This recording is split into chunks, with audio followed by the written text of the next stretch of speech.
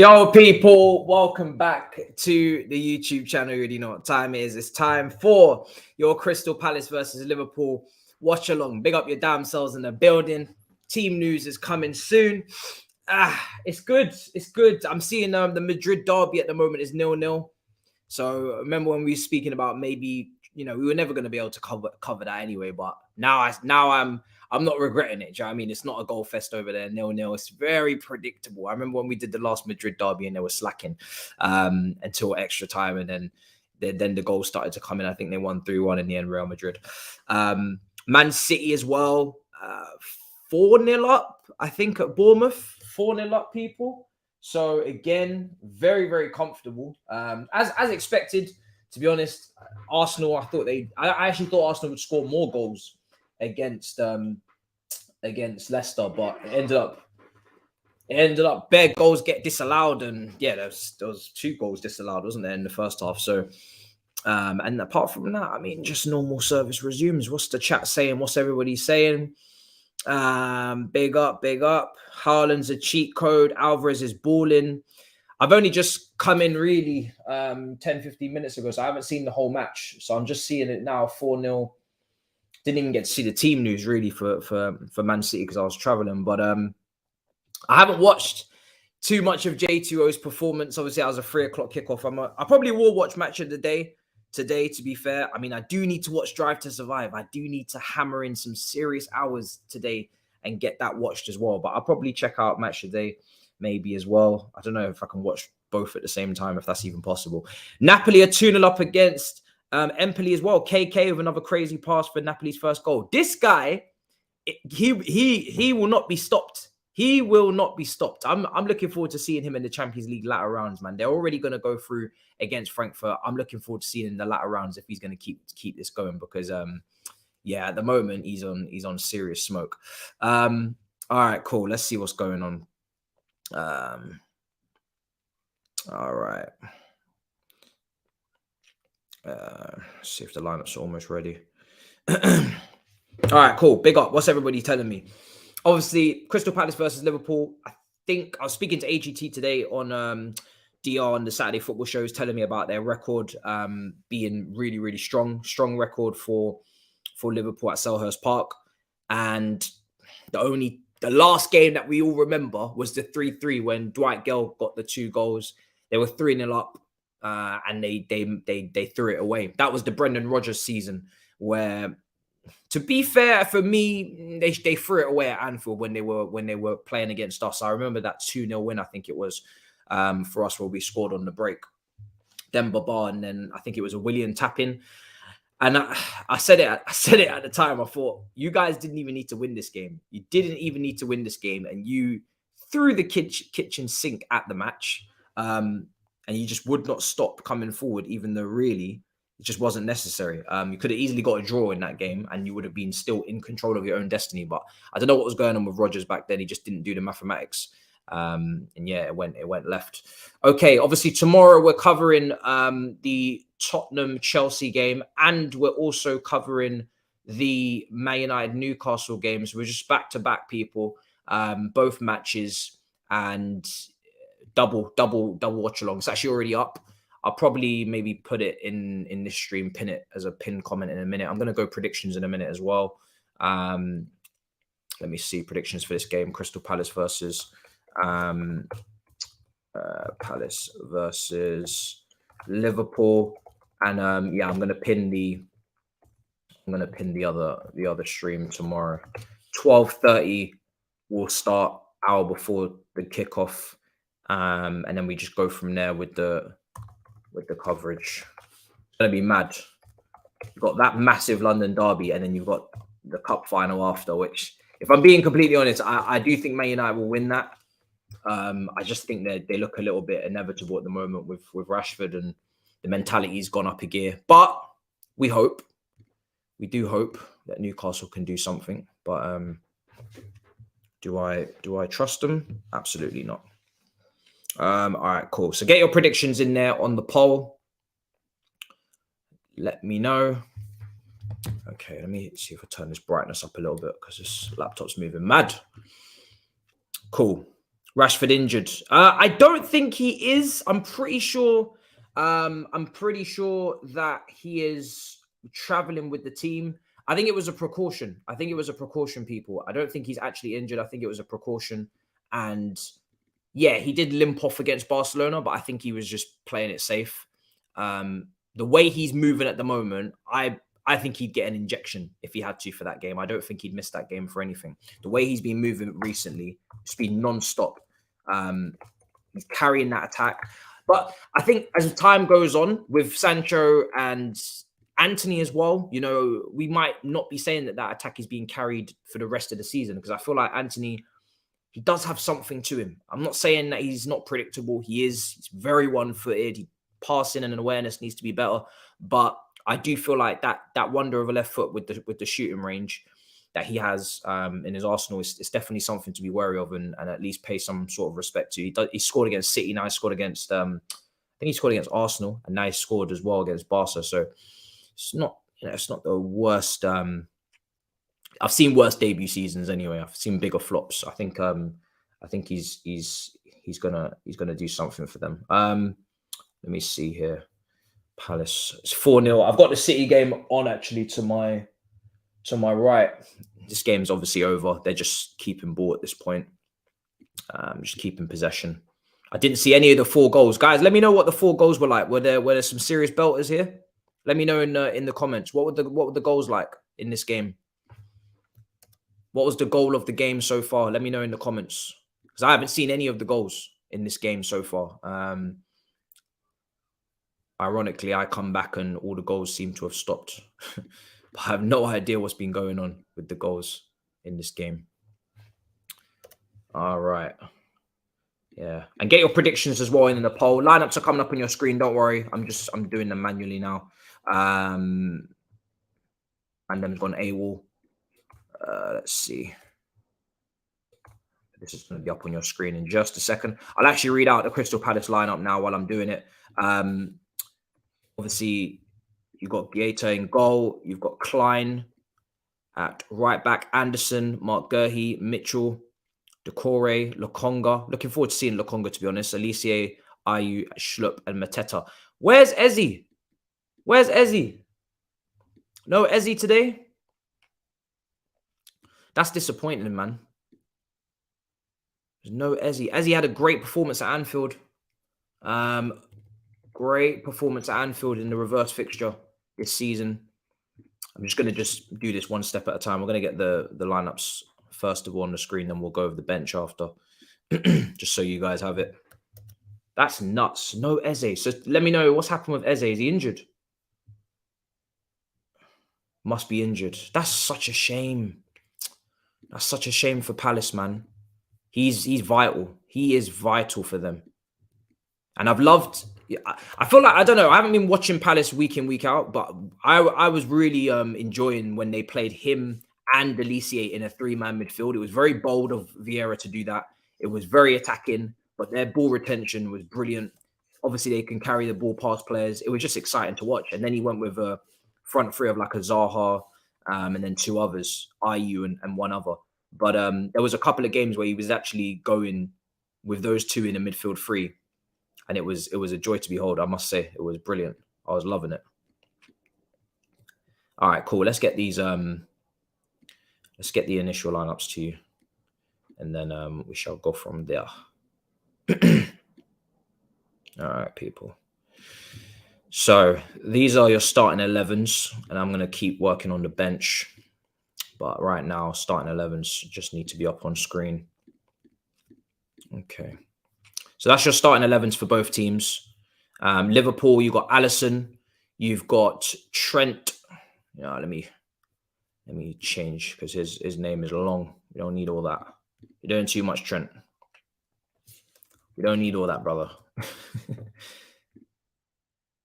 Yeah. There we go. Trent, then you've got Matip, Van Dijk, Robertson, Keita, Henderson, Milner. It's not the nicest midfield 3 I've ever seen. No Nunez. It's Gakpo, Jota, and Salah. So I'm guessing I would think that Gakpo's probably going to stay central, maybe Jota off the left. But what I would prefer to see, if I was a Liverpool fan, I would probably rather see Jota off the left than Gakpo off the left and Jota up front. But he's been going with Gakpo centrally even when Nunes is in the team. But I don't really disagree with that because I don't think you build your team around Nunes. I think Nunes needs to be coming in off the left, making those runs down the channel. I don't think Nunes should be your focal point. Especially, it depends. I don't think he should be your focal point. No. And I don't think Gakpo should be either. But Gakpo has had some better games recently. Some better games. He scored back-to-back Premier League goals now as well.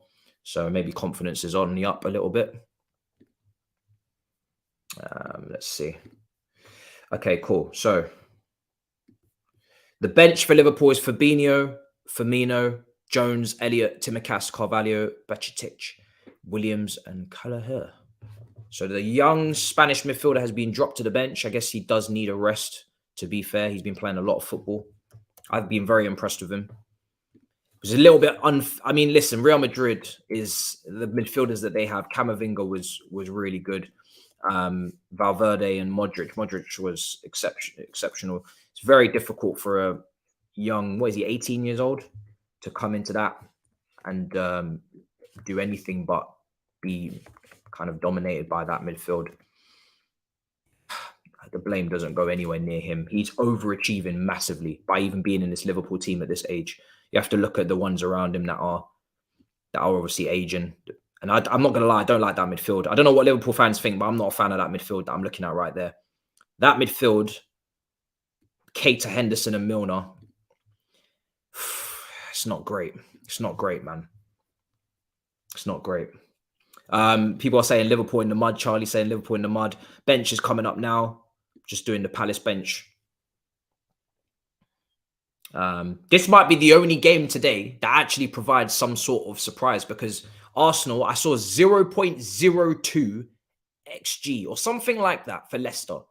Appalling. Like, they clearly in that game didn't pose any threat, didn't offer anything. Manchester City now sweeping Bournemouth 4-0. We're going to go through the other Premier League results as well. Seems like this is the only game left where something might happen. Something might become, they might actually pull out something here, Palace. But I said it on DR I think I said it yesterday with Abby. When it comes to Leicester, Aston Villa and Crystal Palace, these three teams, they're not teams that I would rely upon for anything. I think they're very hit and miss. It depends with what they're feeling that day because they don't need any points really. They're all safe pretty much. They only need a handful of a few more wins and it's done. So because of that, they could easily just fold today and not even bother, to be honest. Let's see. Okay, cool. I've lost my page now. Let's see what you guys are telling me for predictions. As a neutral, Liverpool midfield stinks, no legs. Yeah, Henderson, he gasses out quite early. I saw Hussam was kind of getting really, really annoyed about that. Really putting in the energy in the first 10, 15 minutes, 20 minutes against Real Madrid and then kind of gassing out thereafter. This is why I think they need to have some sort of change in approach. You're 2-0 up, cool. You've maybe gassed out a little bit. You've been pressing. You've been putting in the energy. You've been, the old Liverpool, yeah, rock and roll. But now it's time to maybe keep possession, But this maybe this midfield in particular, is this midfield really capable of keeping possession? Against Palace, it should be. Against Real Madrid, probably not. But yeah, they have to have a plan B, man. It can't just be run until the wheels fall off, and then the wheels actually do fall off. You've got to have another idea. You've got to have another plan. There's no need for them to be dropping off the way that they do, especially when it's just got to be a tweak in the mental. You've taken your lead. I was so surprised. And Eze is on the bench, by the way, so he is fit enough to be on the bench, but he's not fit enough to start. Not sure what's happened there for him. He must be coming back from an injury, or maybe he's had a knock in training. If there's any Crystal Palace fans, they might let us know. But yeah, Eze's on the bench. Richards, MacArthur also on the bench. Milinkovic on the bench as well. Edouard on the bench. So there's options. It's not just at least Eze's on the bench, people. We got something. Okay, cool. I think I've probably spelled that one wrong, but we move. Okay. Gonna go to your predictions in just a second. Let me just quickly get this bench on your screen, and then we go from there, people. We're gonna go through the other results. Let's see. There we go. Now we're ready. We're ready with the benches now. Let's get this up on screen. There we go. Okay, cool. Bang. Cool. All right, there we are, people. Alicia is going to cook. The thing is, yeah, is for me, when Alicia is at his best is when Eze is there with him, because I feel like they're yin and yang. They kind of combine very well. Great 1-2s. Both of them are like similar flary players, and I feel like if one's missing, it's not the same, man. Like, you're not going to combine with Ayu the same way. You're not going to combine with Mateta or Schlupp the same way. So that's why I'm gutted that there's no Eze, because I feel like when the two of them are on the pitch, they kind of almost create this overload on the right hand side in particular. Obviously, Alicia is cutting in on his left, and Eze is kind of floating around there as well. He's playing the 10, but he wants to be close to Alicia, and then they just combine and they play well. There's no Wilfred Zaha as well, which is a massive miss. We haven't even spoken about that. There's no Wilfred Zaha in this team, so that's two big players missing for Crystal Palace. So my confidence is a little bit dropping off for them in this one. But it is what it is. Okay. Goal for Atletico Madrid. What's happened? Let's take a look. This is a game, Madrid derby, and they're down to 10 men. Whoa, what's going on here? What is going on here? They've just scored. They had a red card about 14 minutes ago from Carrera. Morata's come on. Jimenez has scored. It's Jimenez with the goal. Morata's come on. So has Axel Witsel as well. 10 minutes to go in this City game. Tchouameni's back for Real Madrid. He came on for Asensio. Camavinga came on. Modric also came on. So I'm guessing this is almost the second string Real Madrid team that was put out. It was Salibos in midfield with Valverde, Kroos. Asensio started. Nacho started. Yeah. So a few rotations were made from the game in midweek. Atletico Madrid have taken the lead with 10 men. If Atletico win this game, it's done. It's done. Because now this will be Real Madrid on 51 points. With Barcelona having a game in hand, they could extend the lead to 11. Yeah, it will be done. Yeah.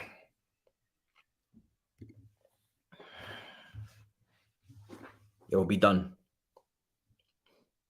It's already over, but this is like the final nail in the coffin for me. Yeah, this is the final nail in the coffin. Jesus. That's not good. How are they? Bro, 1-0 down to 10 men. Good luck out there. El Clasico game is soon. What date is that? We can't miss that. What date is that, guys? Bournemouth goal. Let's see it. Cut back. Bournemouth. They've lashed it home. Yeah, Bournemouth have scored. It's not going to mean anything. 8 minutes to go. There's no way they're getting back into this game. But they have got a consolation goal to make it 4-1. Yeah. They've got a consolation goal. Next week. Yo, what do you mean next week? Hold on a second. What day is that? What day is that? Let me see, guys. Barcelona versus Real Madrid. Hold on a second. Because we will have to be there, surely. We will have to be there, guys. Can't miss that. Thursday, 2nd of March, 8 o'clock. Oh, it's the Copa del Rey. It's the first leg of 2. Oh. Well. I do believe It's not a league game. I'm kind of annoyed it's not a league game because damn, it's not a league game.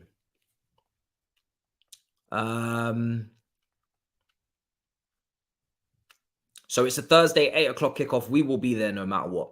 We will be there no matter what. Okay. I'm just looking at what we've got coming up this week. Obviously, Monday, is carnage. Arsenal versus Everton. Man United versus West Ham. Liverpool versus Wolves. These are all fixtures on Wednesday. And then, I see some Bundesliga in on a Friday, potentially Dortmund versus Leipzig. Okay, guys. Okay, we gonna have some fun this week. We got a few countries that we're going to this week. I like this. We got El España and we have Germany. And yes, the career mode. Yes, listen, it's coming. I'm sorry. I'm just overwhelmed with opportunities for games here. But yes, we will be doing career mode. There doesn't seem to be any games on Tuesday. There doesn't seem to be any games on Tuesday. I kind of do need to watch Match Today because there were so many 3 p.m. kickoffs I didn't get to watch for Talking Tactics. And then on top of that as well, I need to watch Drive to Survive. So there's no midweek games for Chelsea this week, so it should be a lot easier. There's nothing on the Tuesday. Let's see what you man are telling me. And yeah, Napoli, Lazio as well. I might just do a double. I don't know. We'll see. We might just do a double there, guys. Because I will probably focus more on Dortmund Leipzig because obviously we play Dortmund the week after. So I might just focus on Dortmund Leipzig. I need to see what Dortmund are doing. I need to keep an eye on them. Classico is soon. We'll be there. We will be there on your birthday. That's mad. That is mad. That is mad. This brother, Daniel, is always in KFC. I actually caught a glimpse in the DR chat earlier. This brother was talking about KFC again, but it was too far up the chat. So I was like, let me not even go back all the way and read this. But yeah, I did see you asking me what I wanted. Hey, Daniel KFC this is what he is now. This is what he is. Smash up the likes. Let's get to 100 likes, people, before we even get to kick off. 4 minutes left in this game. Bournemouth 1, Manchester City 4. That game's done. That game is done. The other scores today, Everton losing at home to Aston Villa. Dogfight continues for Everton and Sean Dyche. Leeds, big win against Southampton as well. That was massive. Leicester losing at home to Arsenal. It seems like Arsenal absolutely destroyed them from minute 0 to 90. Trossard had a really, really good goal disallowed. Now, I need to see more angles because my initial reaction was I didn't understand why it was disallowed, but maybe there was a push or something, but it was a brilliant finish from Trossard. Then Martinelli scored, got injured in the process. But Trossard's finish was nuts before it was ruled out. Zinchenko obviously got the captain armband as well. I think to mark the 1-year anniversary of the war beginning. So that was a lovely touch from them. But it seems like you guys ran ragged. I actually predicted Arsenal would win that game 3-0. So I'm a little bit surprised. I'm a little bit surprised, to be honest, that it ended just the 1-0. Maybe loads of chances were missed. West Ham absolutely destroyed Nottingham Forest. I don't know where that came from in the second half. There was barely any goals in the first half in all these games. And then suddenly West Ham just turned on the magic. In that second half, they had like a short burst of just smashing up the place. Trossard was leaning in. Okay, so was it definitely a foul then? Oh, Ala Madrid, what's happened? Ala Madrid, what's happened? Real Madrid scored. Is it 1-1? It is 1-1. Who scored? Goals come from Rodriguez. Who that? Who is that? I don't know who that is. Oh, is this their new player? Oh, okay, we'll keep an eye. There's only a few minutes left. He's a diamond, is he? Alvaro Rodriguez. Rodriguez has scored. Alvaro Rodriguez has scored. 1-1. He must be young talent. I've never heard of him. Youth player. Okay. If you were to find like 2 Spanish names and just throw them together, you know, this is kind of what this is. This is like one of those players that just spawn in 2030 on Football Manager, you know? Yeah. This is exactly what it is. Ben White was obstructing the goalkeeper. He was holding the goalkeeper's arm. Okay, yeah. I did hear about this, but I didn't get an angle of it. Yeah, I'm always doing the watchalongs, brother. I'm always doing the watchalongs.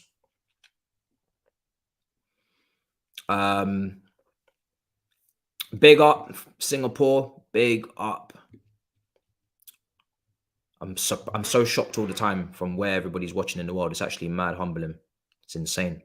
What time over there is it in Singapore? Must be mad. He's from Uruguay. Oh, okay, yeah. Uruguay is another one as well. Yeah. You could take that name, give it Uruguay, give it Spain. Yeah, 100%. All right, well, let's see if Madrid can get the winner, you know, because at the moment, 1-1's it's not great. It's still not a great result in regards to the title race. I'm just looking at Manchester City here because they've got a new kid on the block. I think is he, what number is he? Number 80, is he? Not sure. Seems like Man City have made quite a few substitutions to bring in some young players. Let me take a look at Man City's subs. It looks like as if they've made a couple of changes. Let me take a look. This game's pretty much done now. Obviously, drew against Leipzig. You've got... Who came on? Oh, Sergio Gomez came on. Phillips, Walker, Mahrez, and then the new kid, Perón. Cool. Trivia for you. What US state produces the most diamonds? There's no way I'm getting that. There's no way. Produces the most diamonds. You know, I'm just going to take a guess, yeah? And I'm going to say, it's got to be something that makes sense. I bet it's not obvious as well. Someone just said Alaska. Oh, this is, I don't know. You have a 1 in 50 chance. Brilliant. I love those odds. It's not going to be, I don't think it's a California or anything. Do you know what? Let's run something wild. Go, that's actually, hold on. That's a great retort. You don't have diamonds in the US unless, what is this, Rihanna? You don't have no diamonds in the US unless it's Rihanna. Let's be real. Yeah, you're waffling. Yeah, I'm running with Nevada. Let's run with that. Yeah, let's run with Nevada. Is that the answer? Let's run with that. I'm running with Nevada. I was actually going to say Georgia, but no, I'm going to run with Nevada. She's from Barbados. So they don't even have any diamonds. It's true, actually. Yeah, she is. She actually is. You know, sometimes you just forget these artists are not from America because they're so Americanized. You forget that Drake is Canadian. You know, this person's from there. You just say, oh, you're in America all the time. You're basically American at this point. Do you know what I mean? You're basically American at this point.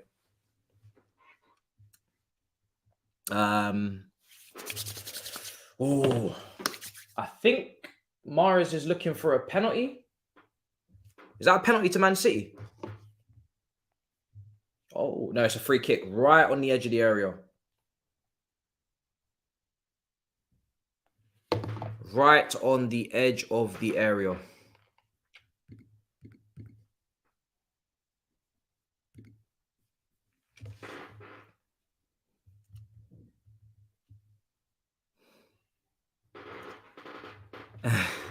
Listen, I'm not targeting Liverpool. It's just that, you know, you guys were the late kickoff. So you're the only kickoff I could get done.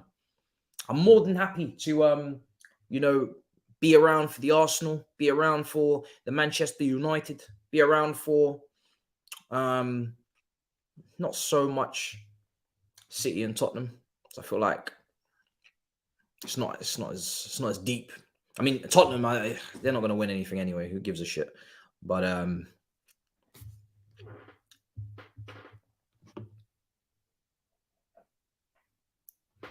right, cool.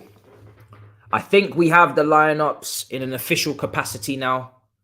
Not with my, you know, basically I'm the kid that comes in with the messy handwriting. This is the kid that comes in with the joined up handwriting, you know.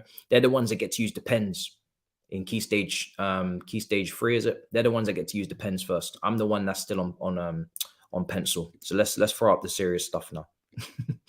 All right, there you are.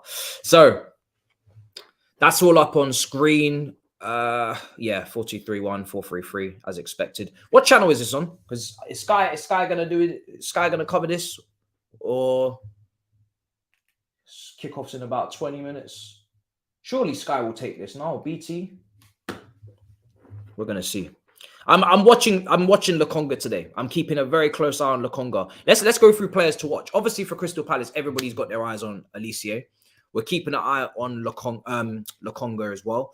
And final player, I'm probably going to say Anderson, just because he's so good at passing through the lines. So he's always fun to watch. Okay, it's on Sky. Cool. So we stick around. For Liverpool, I'm keeping close eye on Van Dijk and Matip, both of them as a collective, because the defense has been stinky. I'm also keeping an eye on Keita. Milner, not so much. I feel like he's been, you know, every time they force him to play in midfield, they're asking a lot from him. You know, he's getting on in age. But I'm watching Keita. And I keep an eye on Gakpo as well. I feel like the centre-backs, Keita and Gakpo, those are the ones to watch. Those are the ones that maybe need to, you know, show something. Jota is starting. Yes, he is. I'm looking forward to seeing... I'm looking forward to seeing you know, him do his thing. I think Jota, you know what you're getting from Jota. But when it comes to Keita, those centre-backs and Gakpo, let's see if he can go 3 for 3. And Alicia, like I said, I'm interested to see what he's got going on as well. You're saying Salah watch. Do you know what? Salah's been playing some proper passes recently. That's why I always said, you know, Salah, bro, you don't need to be this, you know, running in behind constantly, but you're not getting the service. No, okay, if you're not getting the service, then let's adapt. Do you know what I mean? Get involved. Get involved 100%, because he's shown already in the last couple of games. I think he made the pass for Gakpo. He made the pass for Nunez in the Real Madrid game. Is a wonderful goal. Brilliant piece of skill. Wonderful, deft kind of pass. Very, what's the word for it? I said it earlier on today. I can't remember now. Noodles is injured. But yeah, when it comes to Salah, he's a very like deceptive pass. Very discreet for Nunez. It's it was very purposeful. It wasn't just a ball into the box. It was a very smart pass. And the flick was insane. He's got a shoulder injury. Okay. He's probably been Liverpool's best attacker, Nunez, in the last week and a half. So that's a miss for them. But Jota coming in now. Firmino's on the bench. They're starting to get faces and names back. Jones, Elliott, Carvalho. Yeah. Let's see. He got injured versus Newcastle against Trippier. Played the Real game injured. Oh, right. I didn't know that. I didn't watch the Newcastle one in its full entirety. Let's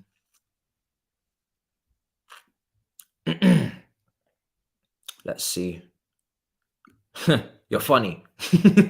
Man said, what position are you in? No man's land is the position I'd like to call it, to be honest. Big up. LFC for the W. You're always here, brother. Much appreciated. Are you mod? I feel like you should have been by now, to be fair. Evening peeps. Big up. Anybody just coming through? What happened to CFC Hakeem? He's pissed. I haven't done a FIFA career mode in a while. He's fuming. He's probably definitely fuming. Okay, so this was the answer to the question on diamonds. Big up. Let's see.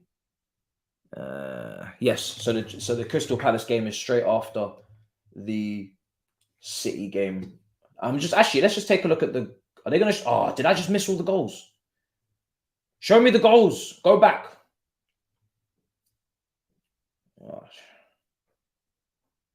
Oh, damn it! It is what it is. Match of the day. Match of the day. All right, let me get that fixed up. 1 second, brother.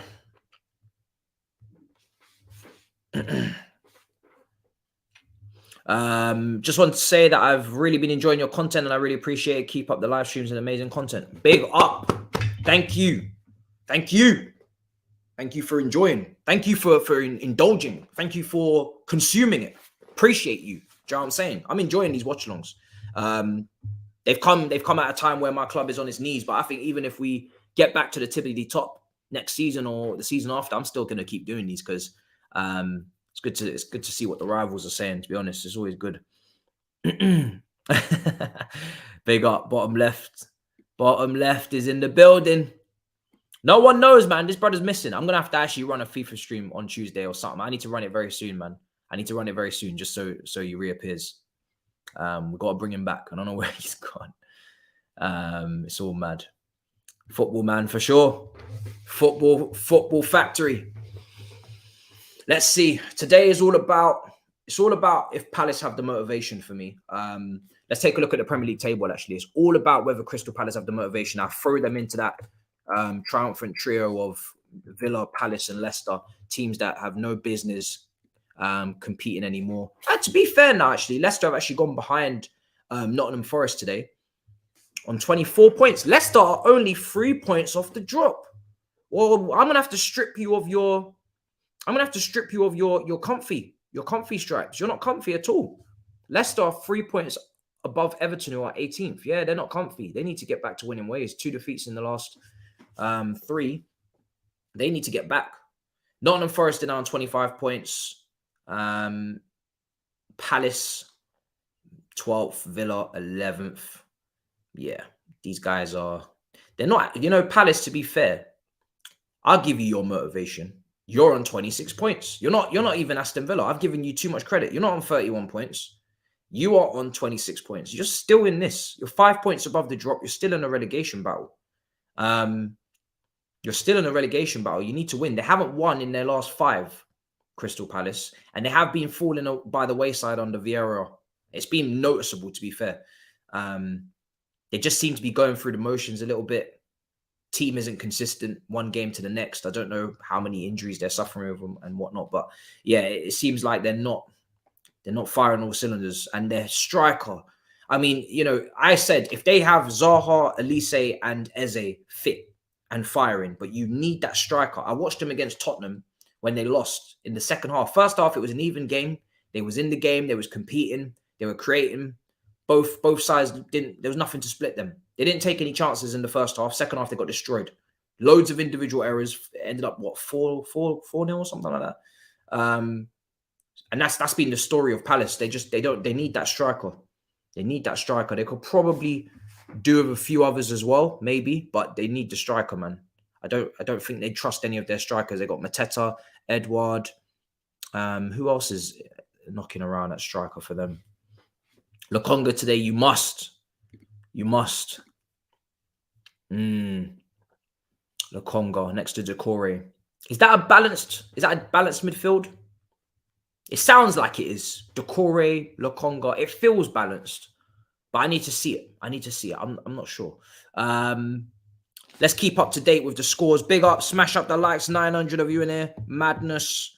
I just want to quickly check what's going on. What happened in Spain? Game over. 1-1 between Real Madrid and Atletico Madrid. So Real Sociedad travel to Valencia next, and I believe there's a gap. Real Sociedad can't get near Madrid right now. There's a big gap. So never mind. France, Lyon 3-1 winners today as well. PSG still got a gap there. I think they do. PSG have been pushing it recently. They still a 5-point gap over Marseille, but they haven't been very convincing. We all remember the comeback last week where Campos had to come downstairs. But like I said, I'm definitely gonna be watching Dortmund versus RB Leipzig next Friday.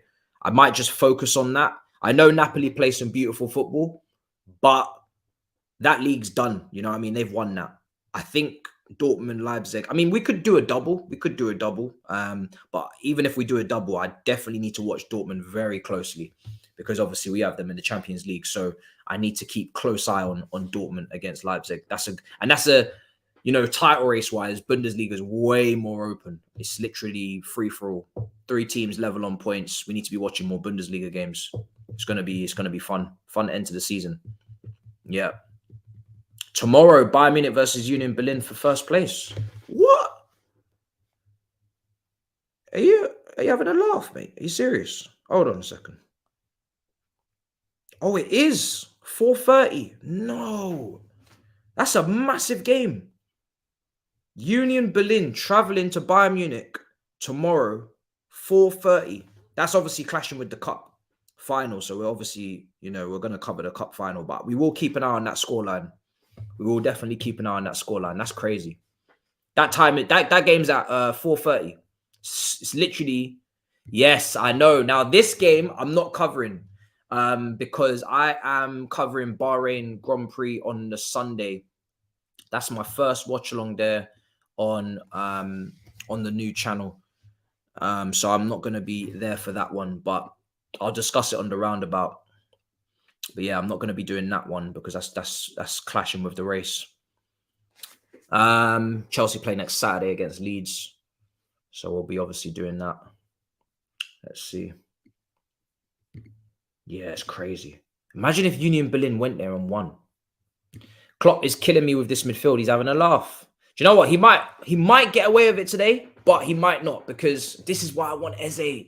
I'm pissed, man. I'm sorry. I needed Eze starting. He's on the bench, but I needed Eze to start. He's obviously not fit enough. If Eze was starting, even take out Ayew, to be honest. Take out Ayew out of this team. Ayew or Mateta, I don't really care. But take Ayew probably out of this team. You throw in Eze. You keep Schlupp because he's played midfield before, and you just suffocate them. Schlupp, Eze, Lokonga, Decore versus Milner, Henderson, Keita. We got ourselves a fight. We've got ourselves a game. But it's Eze for me. Eze for me needed. Very annoyed that he's not there. That midfield is mad. I'm not sure what has provoked Liverpool to play that midfield. I know he was given a lot more minutes to Carvalho, to Elliott. They've kind of been pushed back a little bit, which is fair enough because I don't think either of them are Liverpool 8s. They're more 10s, or they're not really defensively what Liverpool need in midfield.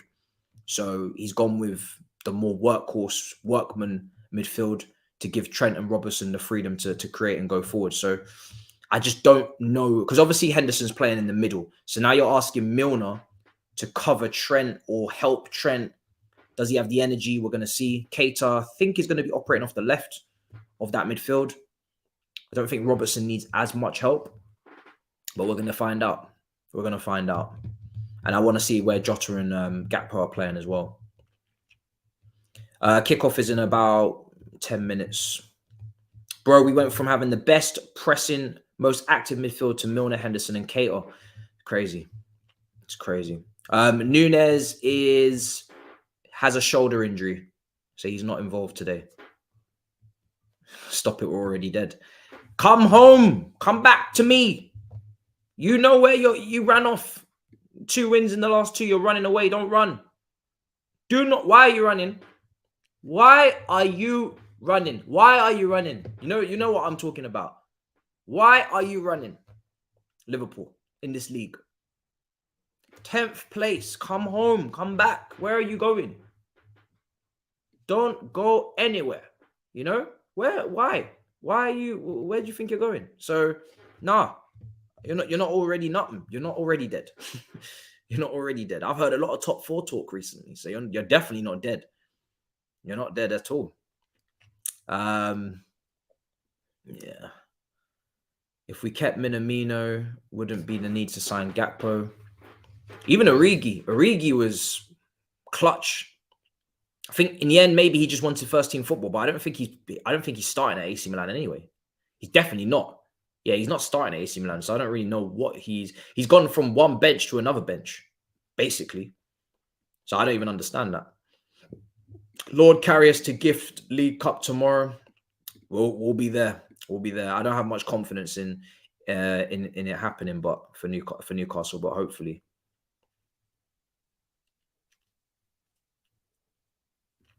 Let's see.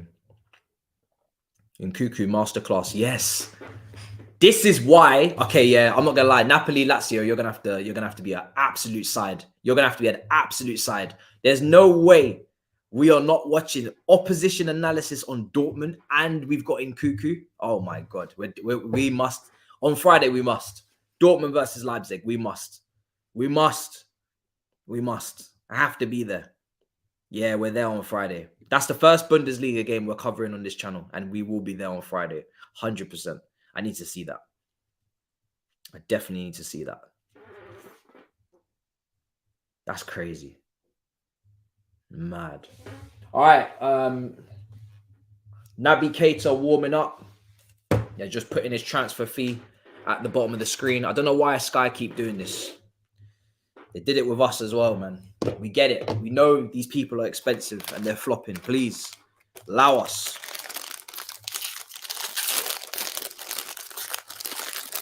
I'm actually gonna give commiserations to Liverpool because they do it to us. So I'm not gonna be a hypocrite. I hate it. I hate it here. I hate it here, man. They don't stop with the price tags. Never ends. It's every day. You need to watch Marseille. They play really good football. I think we did watch Marseille. Oh, no, we didn't. We was meant to. We were meant to. And I fumbled. Wait, no. That wasn't the game. That wasn't the game. That was Lille. That was a different game. No. When did we watch Marseille?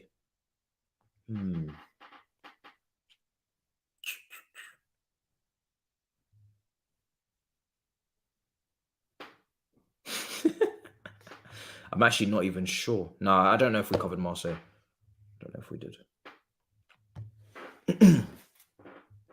PSG, Marseille tomorrow. It's too much football. But we've got our games locked in. It's Tottenham, Chelsea, and then it's Newcastle, Man United, and that's that.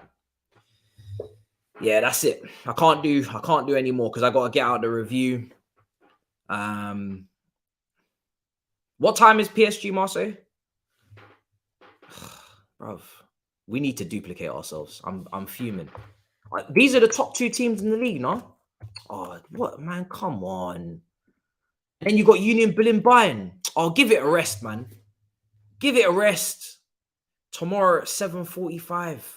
Oh, Marseille at home. Oh, man. Guys, man. Oh, I'm starting to get angry now. The amount of fixtures that they're piling up on, man, it's not fair, man. I want to watch that. And I want to watch Union Berlin versus Bayern as well. These pagans, man. What are they doing with these games? Why can't they put them on a different day? Oh, this European football thing ain't easy, man. It ain't easy. Yeah, I'm going to have to... I can't do it, man. It's not possible, guys. It's not possible, man. They're dickheads. Yeah, it's not possible. We're going to have to leave that one. We're going to have to leave that one, man. Man said you don't need to do Chelsea. I have to.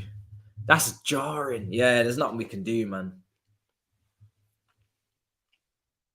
Yeah, there's nothing we can do. It is what it is. Fuming. Absolutely fuming. Fuming. I don't usually even do games on the same day as a Chelsea one, but it's the cup final. Like, you have to be there. Special exception. But yeah, it is what it is. We'll keep up with Union Berlin and Bayern to score. And I'll talk about these games on Roundabout next, on Monday. We'll just do that. You know what else we can do? Kickoff's in 5 minutes. Let's get this timer. I think Europe need to have a meeting. Europe need to have a meeting about fixtures, man. Can't be throwing all these big games in our faces out in one weekend. It's not fair. Man, them have lives.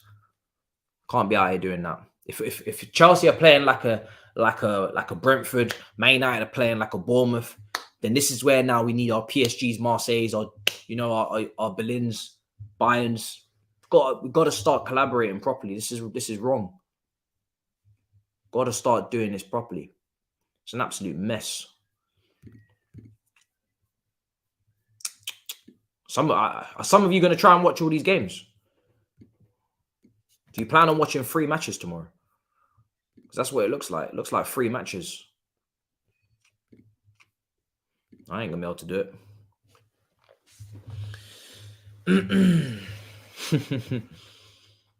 He said, I'm going to need to see something.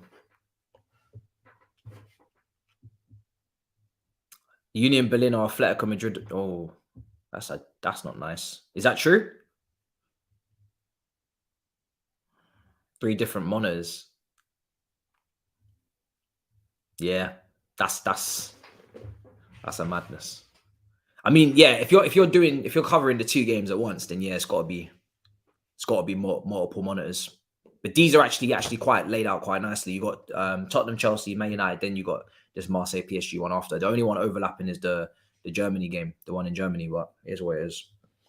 All right, cool. Time is coming soon. Yep, Darwin's out, shoulder injury.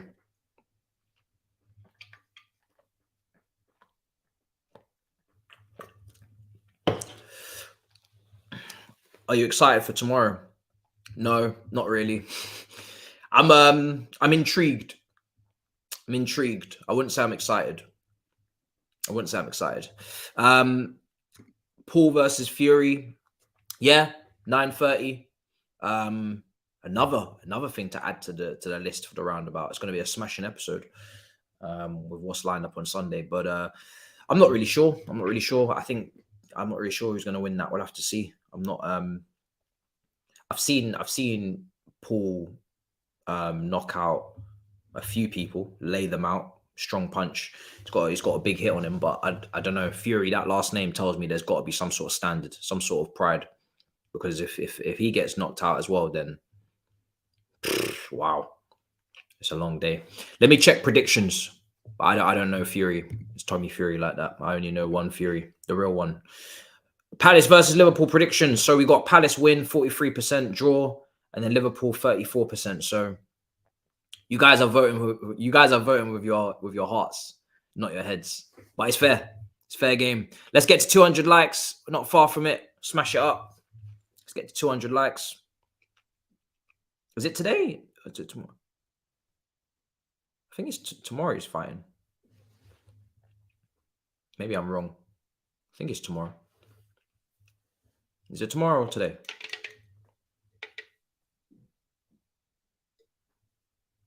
I don't know. Could have swore it was tomorrow. Yeah, it's tomorrow. Yeah, that's what I thought.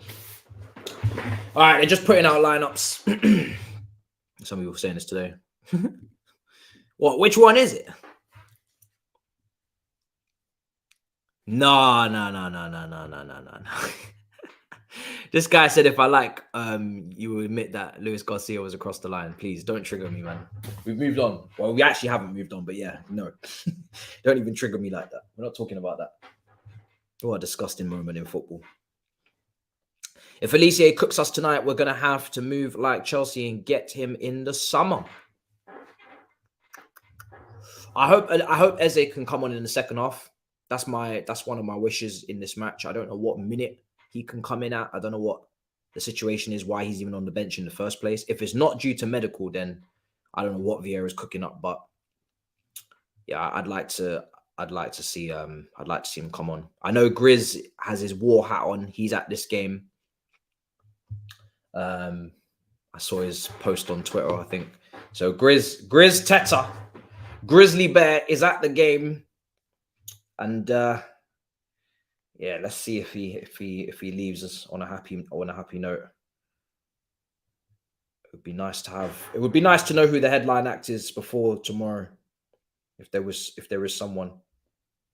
Oshamin scored again today, 8th consecutive league goal.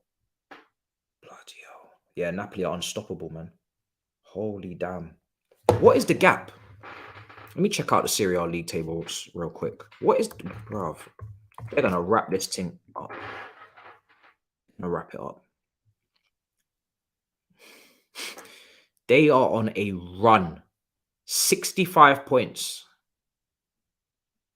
Oh my, they are 18 points clear, I think I'm calculating.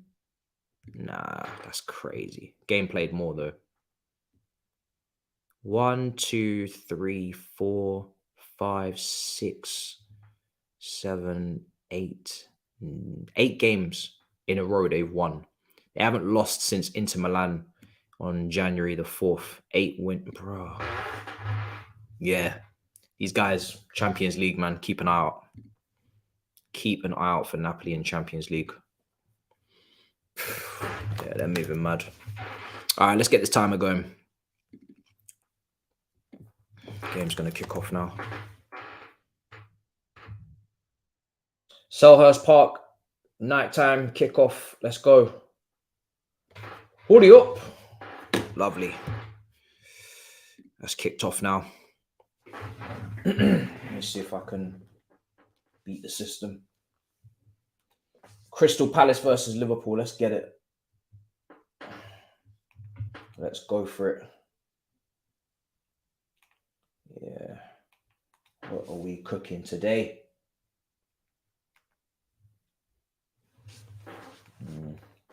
That's the one. Big up, everybody. Game is kicked off now. Let's go. Let's see. What are we cooking? Yeah, you know what? Yeah, I'm just watching this in hope more than expectation. I think predictions-wise, I had Liverpool to win this. I think it might be 2-1 or 3-1. I had Arsenal to win. They won. I had Man City to win. They won. I'm not really expecting a bucket load from this weekend. I have Manchester United to win against Newcastle in the cup. I don't expect shocks this weekend. So I'm just expecting Liverpool to handle their business, but we'll see. But now that I've seen the league table and I've seen that Palace are actually not safe at all, and if they were to lose this and, you know, say they keep going on this winless run, they haven't won in the last 5, maybe it's stretching back even longer. If this keeps going on, then maybe Palace are in some serious trouble. You know, they have to get it together. They need to get 3 points on the board at some point. So they actually might click into gear today and actually turn up if they've been shown the league table. Lokonga watch. I might have to start looking over my shoulder. What for who? Aston Villa. Nah, brother, I'm good. I'm not gonna lie, I'm a lot calmer now. Now that I know where it is, I've just said season's wraps. I'm good now. Season's wraps. Just here for the vibes. Bants. Season's wraps is over. I've made peace. I might even do like some sort of, you know, tea with the actual teapot and a rug and light some candles. And I might actually film a video and it might actually be a proper therapy. And I just need to get somebody else to kind of ask the questions and to play their role. And next thing you know, I'm going to make peace with the fact that the season's wraps. That video will come out. That video will come out. I'm going to make that. It's necessary now. We've got to that point.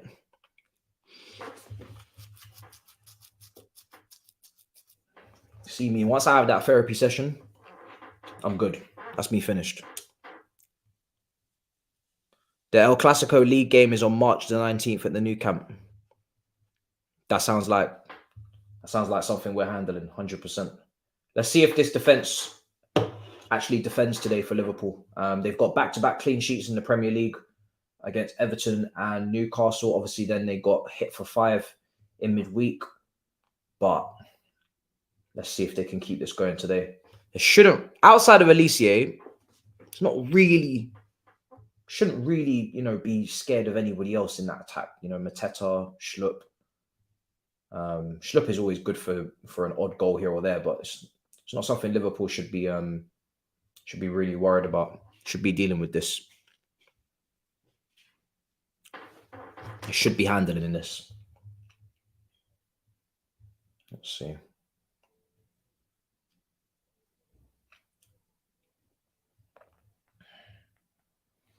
Four minutes, let's see. Long throw. Palace just trying to get to grips here. Just trying to get to grips. This is one of those games, I'd liken it to the Wolves away game where Liverpool beat them 1-0. And I think it was in the cup, second leg. Sorry, not second leg, the replay. Because obviously in the first game where they drew at Anfield, that was very, very fortunate. And then in the league, I think they lost.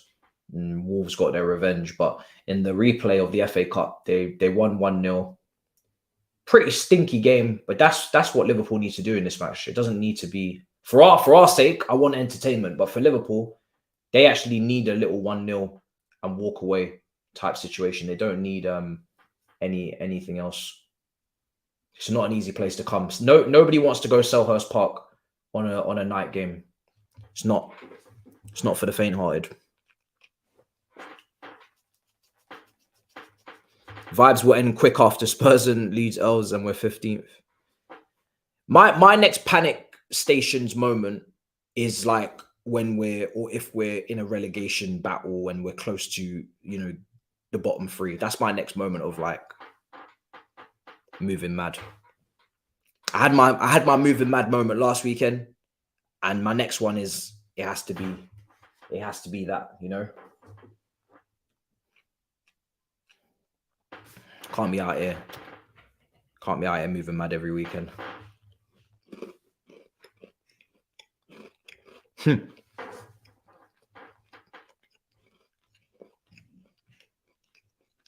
What was that pass?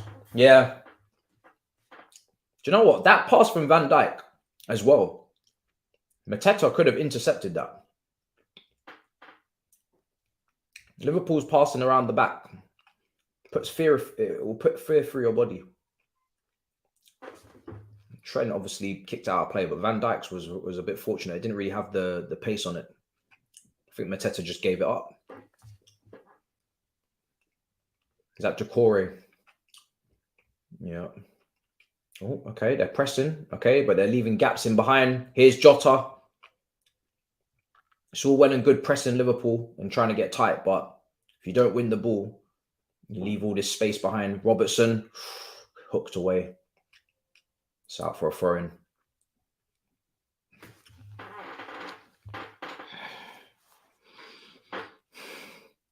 Bruv, when I get them 40 points, you're not going to hear the end of it, mate. Here's Henderson. I might move like Everton fans and get a bunch of fireworks and flares if we get them 40 points. Do a little celebration video.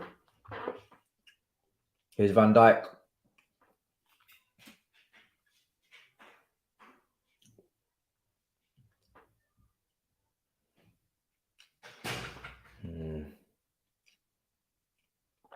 He's switching it. That's a great switch. Robertson. I think I need to start taking the piss a lot more with what's going on. more madness in a comedic way. I'm taking this season too personally. It's nothing personal. It's fine. These men are just mucking around for a season. It's all good. Don't need to take it personally.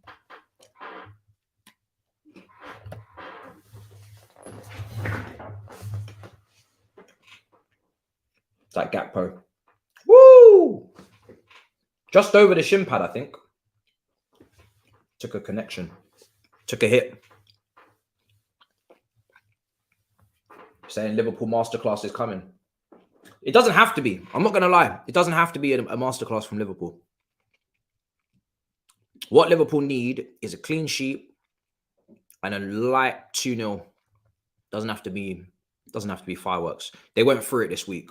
They really, really went through it. I don't think that pasting was something else, man. That was a different type of arse whooping that they took, especially at home in the heritage competition. Yeah, that burned. That burned. If it was like a 3-2, a 3-2 defeat, you know, you're still in the tie. It's not embarrassing. You move, you know, but 5-2, that is a humbler. And it's all well and good getting battered to Brighton, you know, and teams like this because, you know, everyone's received a battering that they didn't expect before. You know, it's Premier League. But when it comes in a big game that everybody's psyched up for, everybody's excited about, everybody thinks that, you know, we're gonna go, you know, with the shields up and like we're going to battle. Everybody's psyched up. You'll never walk alone and everything, and then it just ends up like that. It's just it's not nice. It's not nice at all. I'd actually rather sometimes take a battering from a team that you didn't expect. I remember when Chelsea got absolutely slapped up to West Brom at home, but it didn't really hurt because, to be honest, it was just like a freak result. We were like, do you know what? This is just a mess. Sometimes when you get absolutely pasted to a West Brom at home or a Brighton away, or what other arse whooping did we take? Bournemouth away. Sometimes you're just like, do you know what? Yeah, whatever, innit? Sometimes you're just like, whatever, bruv. It is what it is. It can happen. Regret watching Palace don't look like scoring. Bruv, do not come here thinking that Palace is going to do a madness. Trust me. I've already made peace. Brentford, yeah, we got battered by Brentford as well. I think it was at home. Sometimes you just have to be like, you know what? Cool. Say nothing. It can happen. It's just it's an outlier, you know. Even if you're in good form and yes, you just have a bad day, but in a big game, yeah, you don't really want them pastons. People will remember, funnily enough, the Man United 8-2 against Arsenal at Old Trafford, or the 6-1 Man City win at Old Trafford, more, in my opinion, than the West Broms and the Bournemouths batterings. That's how I see it. So I'd rather take a beat down from one of them lower league teams.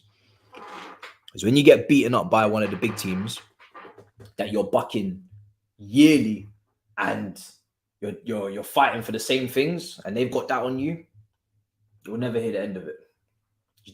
Nah, you don't want it. You don't want that smoke. Even though it's a better team, you don't want that smoke. There's a better team. It makes more sense to lose to them and get battered because they got better players, but you don't want it. You do not want that smoke. Much better to take it from someone else. Liverpool just keeping possession at the moment. Thank you. I'm glad you enjoyed. Yeah, we did a live one. We did a bit of everything. We was outside the stadium with X. That was jokes. On both our channels, we had the Fuad one, which was the video, the opposition analysis, which was good. And then we had the live with Thabz as well. So yeah, it was good, man. It was good. Oh, hey. Oh, Liverpool. You see what we're speaking about, the build-up play? Yeah, and it's not really looking too secure. And yeah, some ropey passes, man, in the first few minutes. And under no pressure sometimes. Under no pressure. Now, Matisse kind of sold him down the river there, I'm not going to lie. But Trent, it's the second dodgy pass he's played, man. He needs to wakey. Yeah. Man United 1, Spurs 6 was fun. Woo! I forgot all about that. Yeah, that was rough. I forgot. Man United were a bit of a joke. Yeah. Oh, Tottenham, you know, losing. Oh, that's not nice. That's not nice. 6-1 at home to Tottenham. Nah, that's vile. That is vile, honestly. I forgot all about that. Oh, that's disgusting. Jesus. Name the other batterings. Name the other batterings. Villa 2, Liverpool. Sorry, Villa 7, Liverpool 2. That was a smoking session. Stoke battered them 6-1 as well, I think, on Steven Gerrard's last game. But give me the big team batterings. Give me the big team batterings. I hope I don't hear my team in this, but we've definitely held smoke. I think we held smoke to City at the Etihad, definitely. Big scoreline at the Etihad. Couple times even. But it's got to be, for me, it's got to be 4 goals minimum difference. That's a battering. Even a 3-0, it's not enough. I'm talking about you got absolutely pammed. Not no little 3-0, 4-1. I'm talking, yeah. This is what I'm talking about. Oh God. Oh Lord. 6-0. I knew it. I didn't want to say it, you know, to traumatize myself, but it was a 6-0. Yeah, it was. I didn't want to say 6-0, but it was 6-0. And I think we beat them 6-0 as well. But the difference was when we beat them 6-0, I'm pretty sure they were playing their second string team and it was an FA Cup game. So it didn't really feel the same. Give me the year as well if you can with the comments. Give me the year. Just so I'm definitely knowing which one you're talking about. City 5, Arsenal 0. I mean, Arsenal have held a few. Arsenal against Barcelona and Bayern Munich. Whoa. I'm not going to lie. They were peak AFTV days there. The Arsenal round of 16 smoke sesh. That cigar that Robbie had, I'm telling you, it was a different, it was for someone else them days. It was long. It was a madness. Newcastle 5-1 against Spurs.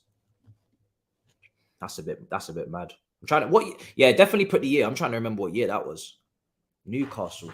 Is that the Newcastle that had Demba Ba, Pape Cisse, Kabay. That was by the way, that Newcastle team is slept on. They finished 5th. They had French Revolution. It was crazy. Ben Arthur. Yeah, crazy. 5-0. Oh, this is the one. Yes. Middlesbrough. Oh my goodness. This is a result I will never forget until the day I die. Middlesbrough slapping up Man City with Afonso Alves, I think. Oh my God. Wow.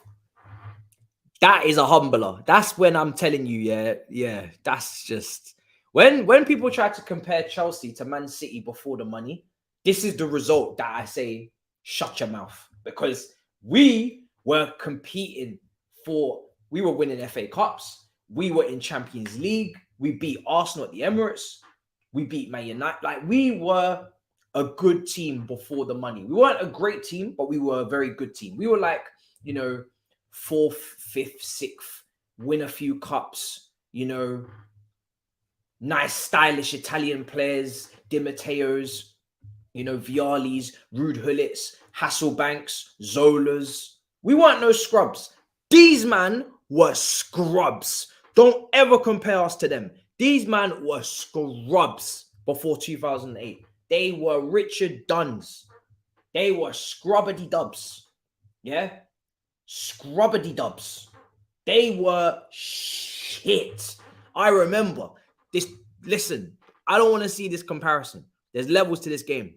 Barcelona 5. Yeah, this was crazy. Who was in charge? Was it? This is why you guys got to put the years, because my brain won't compute. Who took a beat down? Was it Mourinho? I think it was Mourinho, That might be the Mourinho one you're talking about, where Messi walks off with the boot in his hand. If it's that one, that was disgusting. This was, Wenger's 1,000th game, 6-0. What a wonderful day that was. Oh my days. I shed tears that day. Boy, on his anniversary and everything. Can you imagine? Can you actually imagine? Oh, Jota. Good save. That was very rude. That was a very rude day. That was like Mohamed Salah with the 6th. Diego Costa Fabregas. Yeah, it was a rough day, man. That was beautiful. That was a good day. That was a good day. 8-2, yeah, Man United. 5-1, yeah, Munich. We spoke about that one, yeah. Look how many people are putting this one in. This one was very rude. This 8-2 was very Ashley Young coming in off the left side. Nah, it was not a good day. Not a good day at all. Is Milner? No, Milner's playing. Yeah, Milner's playing left of the 3. Kate is playing on the right of the 3, which is actually fair enough, because every time I do, wait, what are they doing? Now they're moving. Yo, which side are you man playing on? Okay, Milner's back on the right of the 3 now. That's these guys are all over the shop. All over the shop. Brentford 4, United 0. Man said this season he's pulling out receipts from this season. Oh my goodness. Let's see what else. 5-2 against Tottenham for Arsenal. Look how many times this 8-2 has been plugged in. It's insane. 9-0. Listen, Southampton and just 9-0. You don't even need to mention the team because it's happened enough times. Southampton under Hassan Hootel were strippers. Absolute strippers. Look at these men putting in the aggregate score. Oh my goodness, yeah. Yeah, do you know what? To be fair to Bayern Munich, they slapped up everyone in London over that period. They did it to Arsenal first, then I think it was Tottenham, and then it was Chelsea, or the other way around. We took a hiding from them under Lampard, and they destroyed Tottenham as well, and they already slapped up Arsenal. So yeah, Bayern Munich have been very ruthless. Very, very ruthless. Very disrespectful, if anything. 6-1 in 2001. It's been some belters, man. This Arsenal Man United one just keeps coming up. Leicester putting 9 behind Southampton. I don't even know how you concede 9 goals, to be honest, in a game. At what, like, What is going through these managers' minds when they're allowing? I'm not doing anything tomorrow. What is up on the channel is all is doable tomorrow. There's a lot of belters tomorrow, but I can't even physically possibly cover all of them. So yeah, we're just doing the two, Chelsea obviously, and then the cup final. Here's go on. Oh my days! Look, Gakpo. Yeah.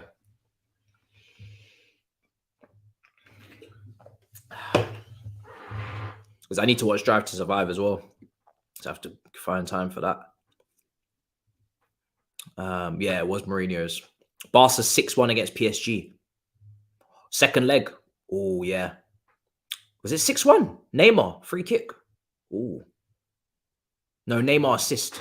The Neymar assist was dirt. Who did he assist? Let me know in the chat. I can't remember who Neymar assisted. That was a crazy, crazy second leg overturn. Barca 2, Bayern 8. Bayern Munich against Real Madrid, I think, as well. Battered them. I'm very torn between who I'd like to win tomorrow between you lot and Spurs. Hopefully would be most dire draw with a handful of red cards. Bro, yeah, Ash, I'm not going to lie to you. A draw is very, very, very much what I think is going to happen. I am seeing a 0-0 or 1-1 with my eyes closed. Honestly. 4-0 to Brighton against United. That was a peppering. Brighton have smoked quite a few teams, to be fair. Smoked us, smoked Liverpool. They've smoked quite a few teams. Oh, back post. Is that hit the post? Jota. Liverpool came close there. Liverpool came very close. Yeah, Chelsea 8-0 win against Wigan. That was a wonderful day. 9-0 against Bournemouth for Liverpool. It was a wonderful day. Last day of the season, I remember. Your chair is crying for the WD-40. Brother, I actually put some of it on there, but clearly I haven't. I need to, now I need to be unscrewing bolts. 100%. Oh, it says you're Roberto. I actually had him in my mind, and then I had PK as well. Gerard Piqué. I couldn't remember who it was out of them two.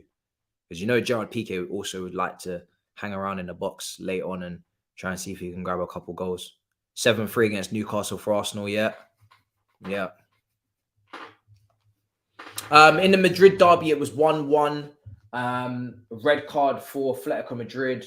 Young player Alvaro Rodriguez for Real Madrid. Rodriguez scored. I think he's from Uruguay, they were saying in the chat. So he made it 1-1. So yeah, 1-1. Good result for Barcelona. They can make the gap at the top, I think, 9 points if they win. So yeah, long day. Long day. Wasn't a free kick. Germany 7-1 against Brazil. Yeah. Fair play for bringing that one up. Now we move to internationals because that was sad. But it was also hilarious. I'm not going to lie. The evil part of me enjoyed every minute of it. And I have nothing against Brazil. So, that was just wide. Very close for Crystal Palace from that corner, from that free kick from Mark Gurhey. Just headed it wide. Good delivery from Alicia. And they didn't, again, Liverpool on set pieces. This is where it looks like you might be able to get them because the zonal, I don't know. So, people were getting at Trent for the goal they conceded, or at least on Twitter, getting at Trent for the goal they conceded to Militao against Real Madrid. But they're doing zonal marking. So really, Trent is not meant to move from his position. He's meant to stay. I don't like zonal marking anyway. I just say that from the back. I do not like zonal marking. But Trent is meant to stay in his zone. Militao comes out of that zone and he goes into somebody else's zone and that person doesn't pick him up in time and he just gets a free header. But this is why I hate zonal marking because I just feel like it's more difficult to get it done. If you do it properly, then obviously, everybody knows their box and they handle their business. But I feel like it allows people to get a run on you a lot easier. Whereas if you're just man marking, just touch tight, everybody knows who their man is. Whoever loses their man, you're getting slapped up in the change room. That's just how I see it. It's much easier. It's much easier to assign blame. Because now, I feel like with zonal marking, you can have a situation where you've got a mismatch in the air because somebody of, say, Sergio Ramos is in Van Dijk's zone to start with, but then he peels off into Trent's zone and goes up against Trent for the header. Or maybe Trent's a bad example. Say Naby Keita. I don't know. Like, let's make it Naby Keita. say Naby Keita's in the box and he's marking a Valverde, or he's in Valverde's in his zone, but then Ramos and Valverde decide to swap, and now Ramos has left Van Dijk's zone and gone into Naby Keita's zone and won the header and scored. For me, I'm just like, no, I can't be dealing with that. I'd much rather just man mark. Much rather just man mark. Leave a couple players free. We used to have Didier Drogba who would just stay at the near post. He wouldn't mark anyone. He would just stay at the front post and deal with all of the near post. And anything that comes into the near post, he heads it away. So you have a few people free. Oh, here's Jota. Another free kick. Palace are giving away free kicks in very dangerous areas. You have a few people free, but I feel like certain players need to be marked, man. And Militao is one of them. It's a centre-back. To not mark him is criminal. This referee is a joke.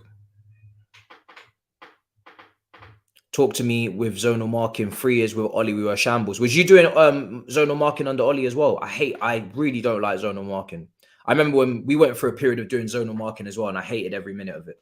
Didn't like it. That's a decent tackle. Let's see Klein again, replay. Yeah, it's a good tackle. It's not a foul. It's actually a decent tackle. It wasn't the cleanest tackle, but I don't think he got that much of the player. I think he just came around the side, got a little bit of the ball, and then it wasn't that deep. It's the reaction that's got the free kick. It's because he's gone down, like he's just gone down crazy, and the referee's probably just said, you know what, is what it is. Could have broke his leg. Look at this guy being dramatic. His left leg. Oh, I'm looking at his right leg. You're saying his left leg got Jota. Okay, fair enough then if that's the case. I was looking at his leading leg. I wasn't looking at his left leg.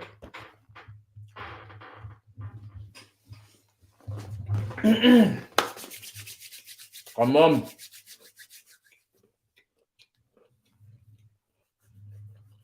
They might be in a bit of trouble. I don't know why Salah's anywhere near this. This has got Trent written all over it. Actually, wait, does it? It feels... Nah, this does feel like... Nah, this is Trent. This is definitely Trent. Trent's taking this. Salah's not taking this. Salah doesn't really take free kicks. I don't really remember Salah whipping in many free kicks. It's definitely got to be Trent.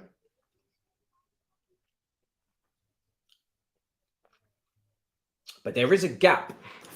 There is a gap. I wonder if Salah, because Salah's the one that had the ball in his hands.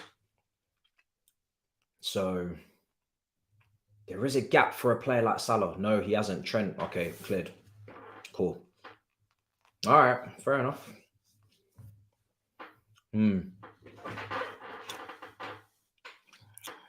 Yeah, it was a layoff.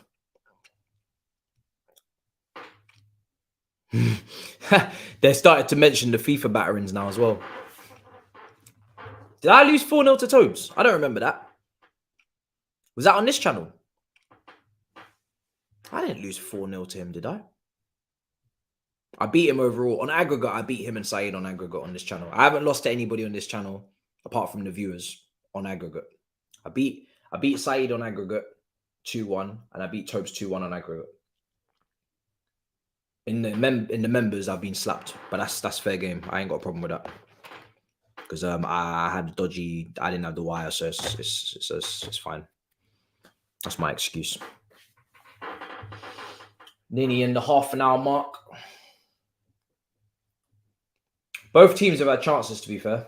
Mateta, big chance, didn't get enough lift on it when Trent made the mistake. The header from Mark Gurley as well, just wide. Liverpool have had a couple. Matip, where you going? Trent. My thing is with Liverpool is that the longer this game goes, that midfield is going to need freshening up a lot faster, I think, than Palace's. Because Palace didn't play midweek and Liverpool did. So Liverpool are already... Now, to be fair, who played midweek? Just Henderson. Keita didn't play, Milner didn't play. But I don't think Milner's getting through 90 minutes anyway, surely. So that's 2 man down. Surely. So yeah, Liverpool need to freshen up that midfield before Palace do. Second half, maybe Bacic will come on. One other.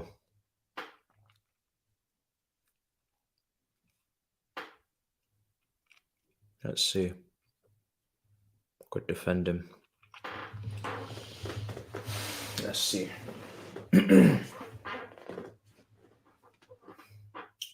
Allison in goal. What was going on here? Hit the channel. Klein. Yeah. Fair enough. All right, Liverpool back in possession with Robertson. Henderson now. Matip. I wonder what Liverpool are going to do with these centre backs as well. I really do. Someone's got to go. And I'm not just talking about the easy one, Gomez. I'm talking about one of the more difficult ones. Where's Troops? Oh, Troops. I saw brother Troops not too long ago for the what was we recording? Oh, the charity, yeah, the fundraiser stream. I saw brother Troops.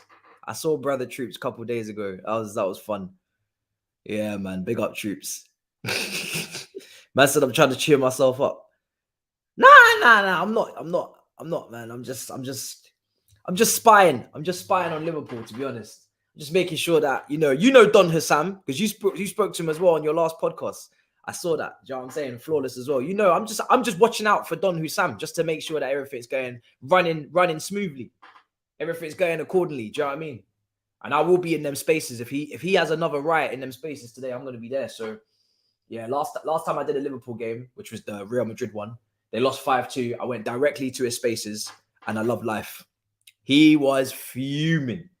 Oh my goodness. So yeah, bro, I'm just keeping up to date.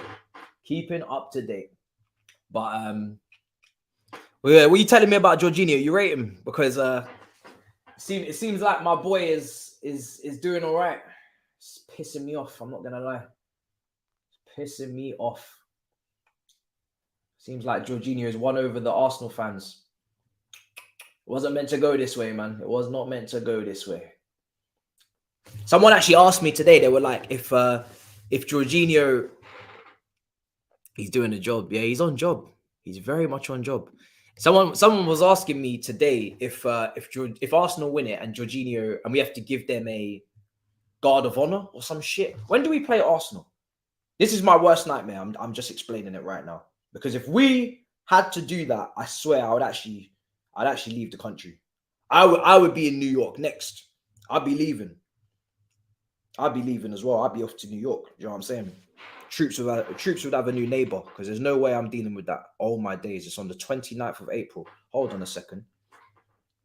Could this actually happen? Listen, don't play with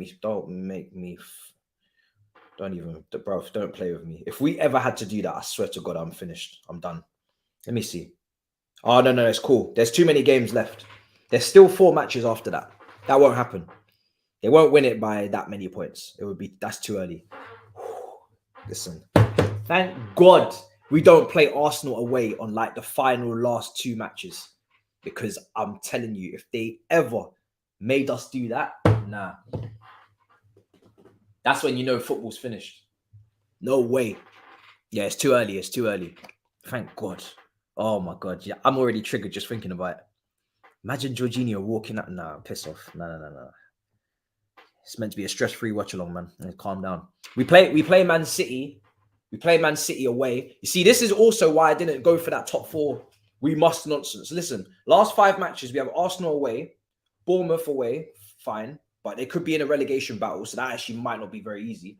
Nottingham Forest at home, they should be safe. Man City away, and then Newcastle at home, who could be fighting on the last day for Europe. It's not going to be easy. And actually, Man United away as well is a little bit earlier than that. So yeah, that smells like very sticky form to me. It smells like very, very sticky form. If we're 12 clear, I'm going to the bridge. Nah, man. Nah. No way. There's no way Man City can let that happen. Or Man United for that matter, now that they seem to be involved as well. No way. It's going to be a tight race, man. It's going to be exciting. I think it could even go to the last day.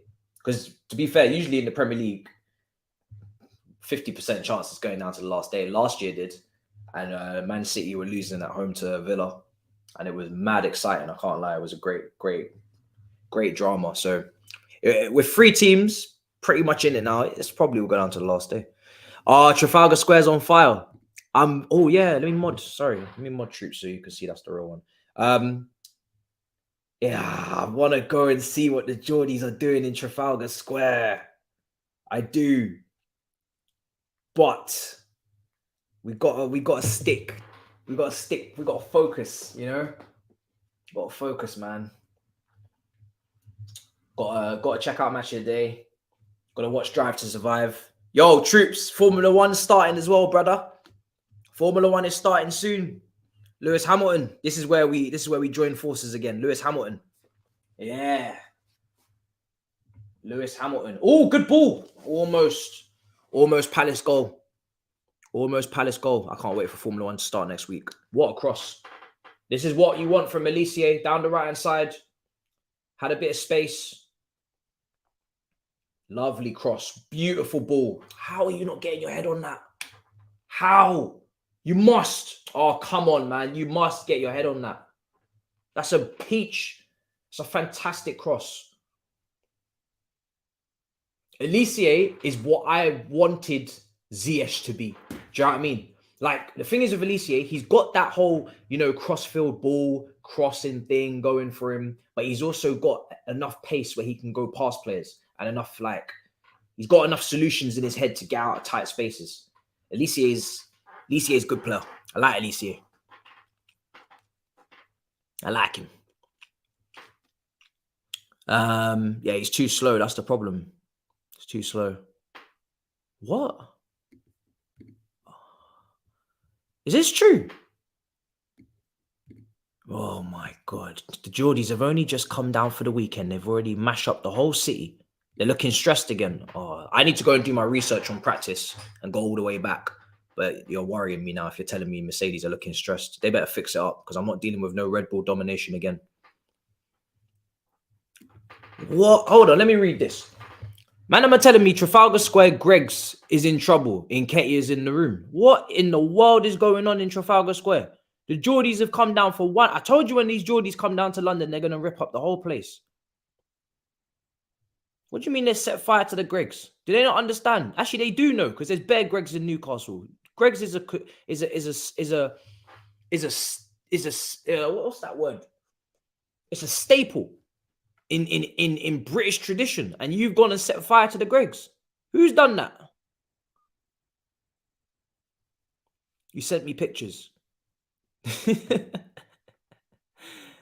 Oh my goodness. Looking like Ferrari and Red Bull. Oh my God. Not again, man. Not again. Nah, I'm not dealing with it again, man. Yeah, someone sent me images. Let's see.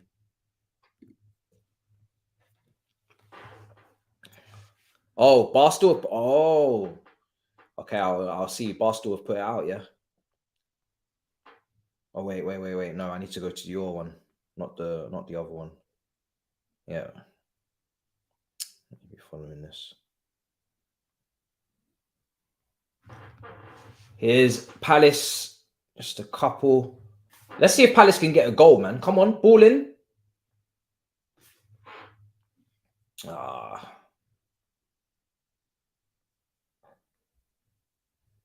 Oh my days. Someone said they sent me images, but I'm not seeing this in my DMs. Bro, Palace again. Look at this cross into the box. Oh, lucky. It's just hit Cater. He almost scored an own goal. It's just come off of him. Oh, okay. Different. Not your one. The other one. Yeah, okay. Let me type it in. Yeah, I found it. Oh shit. I found it. All right, I'll play this at halftime on the screen, guys. I'll put it on at halftime. I just found it. Woo! Trafalgar Square is going off. Yeah. I'll put it up on screen at halftime. This is crazy. Yeah. Arsenal got a good image of that. God damn. You've taken over London. Oh my God. See, this is a vibe. This is a vibe. I want to be there after the game. But I'm not gonna go. I got things to do. If they win it though, nah, I still ain't got time. If they win it, I don't think I have the capacity.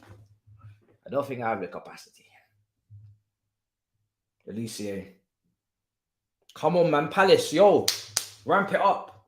I'll show you the video at halftime, guys. But go on. Oh my God, it's hit the post. Oh my God. Mateta. Oh my days. Oh my days. Mateta. Yo, Palace. This guy has had 2 great opportunities in this game. Do you see what I was saying? Everybody knows this anyway, but they need a striker. Everybody knows this. They need a striker, man. Trent again. They need a striker. If Palace had a striker, remember when I was talking to you guys about the Tottenham game? If they had a striker, oh my days, this team are so annoying. They're doing exactly what they did at home to Tottenham. Watch them go and lose this game now. Every time with this Palace team, man, they need a striker. This is ridiculous. Mateta. More like Mateta. Oh, man. No, I'm actually fuming. How do you have a chance like that and not take it? You don't know what Greg's is? Or maybe you don't have it. Greg's is like pastries kind of / bakery, but it's not really bakery. It's more pastries. It's both, but you know, I wouldn't go to them for the finest of the finest. You know, they're fast food. they're the fastest.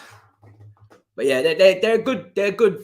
You know, if you're in a time of need and you need to be in and out, they produce. They do give you yeah, they're very cut and dry. You know what you're going. You know what you're gonna get. Solid 6.5 out of 10. You know what you're getting. Solid performer. Nothing special. But depending on what you get, could rise to a 7 out of 10. But it's, you know what you're getting. Yeah, just something quick, something light. Yeah.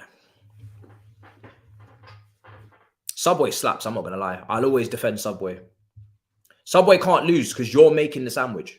So if you get it wrong, then that's your own business. If Subway don't taste well, it's because you fucked up. It's nothing to do with Subway. It's such a great plan. Such a great business model. We did not do anything wrong. We did what you wanted. We have all the ingredients. You pick what you want. If you get it wrong, adios. It's beautiful. It's a great strategy. And on top of that, they already have everything lined up for you as well in terms of the set sandwiches. Save the bridge from relegation day 4. This guy is going to do this every single day. Midway is going to do this every day. Every day, aren't you? Every day. So I'm never going to get peace again. All right, cool. Who do you support again? Hold on, who does he support? Drop your club if you're bad. I will remember this. I'll remember this. Drop the club that you're supporting. I need to know. I think it's Arsenal, isn't it? I think you're an Arsenal fan. I'm trying to remember. I think you're an Arsenal fan. You're definitely an Arsenal fan. Yeah. I guess it depends on. Oh yeah, you are Barca. Yeah. Yeah, you are Barca. You are. Sorry. I've said this so many times. You are. Yeah, you're like one of our. You're like our Barca guy. You're a Barca guy, literally. I mean, we've got a Real Madrid guy in here as well. He's usually in here. We have actually got a Barca guy and a Real Madrid guy. He actually felt disrespected when I said he was an Arsenal fan. This guy actually took it to heart. He was like, "Yo, my chest. How dare you?" Yo, Arsenal fans don't have it. Don't have that. He's just disrespected your club. All right, we're in injury time. As soon as half time goes, we're literally going to play that video of all the Newcastle fans mashing up the place. I'm very intrigued. Very intrigued. But Palace should be 1-0 up. They should be 1-0 up. I wouldn't be surprised if their XG is higher after this first half. They've had some big chances now, not taken. Same story as the Tottenham game. I'm getting a lot of PTSD. And this tells me now that they are going to fumble the bag in the second half. I'm trying to remain positive, but I've said it so many times. And I said it actually Man City versus Leipzig as well when we was talking about that game. Man City, it was like a training session in the first half. They dominated Leipzig. It should have been 2-3 up. Same against Nottingham Forest, I guess you could say. And they didn't take their chances or they didn't put their foot on the gas. And when you don't do that, when you're in control and when you're the best team, it's becoming a theme these days very regularly that you get punished. It's very rare that you seem to sustain that in the second half. It just smells of being punished. And Liverpool especially, you know, no matter what they're on this season, there's enough goal threat to snag something. So this just feels like Palace doing what Palace do, but I'm hoping second half they actually surprise me. But I can smell the nonsense already. I can smell it. Game's been getting better as it's gone on. It didn't have a great start, but I would say the game's got a lot better as the first half's gone on. Yeah, Dennis. Yeah. Dennis. There you go, guys. See, look at this community, man. Everybody knows Dennis is the Real Madrid guy. Exactly. We might not cook in Europe, but we own La Liga. Yeah, right now you're winning that. Yeah. If you all right, halftime. If you win your game in hand, then don't know who you got, but yeah, it's looking like it's over. All right, cool. Let's go to the halftime entertainment for today, and it's brought to you by the Geordies. Brought to you by the Geordies. And to be honest, we knew what it was, guys. We knew that when they came, they were going to conquer. And they've done exactly that, it seems. Let me see what this looks like. You got a good view? Yeah, you got a good view. All right, let's see. What are the Geordies cooking in Trafalgar? Look at this. Bro, look how many people are. This is looking like Argentina when they won the World Cup. Woo! Where's Greg's? Oh my God. Wow. Woo! No. I wish they'd done a 360 spin on the camera. I'll see if I can find any other videos online. They have taken over. They've definitely taken over. Newcastle are not playing around, man. But we already knew this was going to happen. I think Newcastle fans, even without tickets, have come down, as you would. This is their first cup final in donkey's years. Of course, they're going to turn up. Wembley's going to be rocking. And they've taken over, man. They're not playing around. They have taken over. I wouldn't be surprised if Wembley... I don't know. I think they'll probably start in Central today and then Wembley all day tomorrow. From like 10 a.m. Wembley is going to be bedlam. Yeah, man. Newcastle are... I think right now, some of these videos actually are crazy. Let me get these up on screen. We won like 7 La Ligas in 2010 to 2020. Yeah, you guys... Yeah, Real Madrid seem like they're snagging ones here and there. One under Zidane, one under Mourinho. Ancelotti yet in this reign? Remind me, maybe. Obviously, actually, Atletico Madrid 2 as well, to be fair. Atletico Madrid 2 under Simeone. So, yeah. All right, let me see. Let me keep going through these videos, man, because I want more. I want to see what's really going on. I need to see Greg's, first of all, if Greg's is all right, because... Oh, Sky have got a little video as well. This is crazy. Yeah, let's go through this, guys. Newcastle fans are on a madness. They're on a madness. Let's see.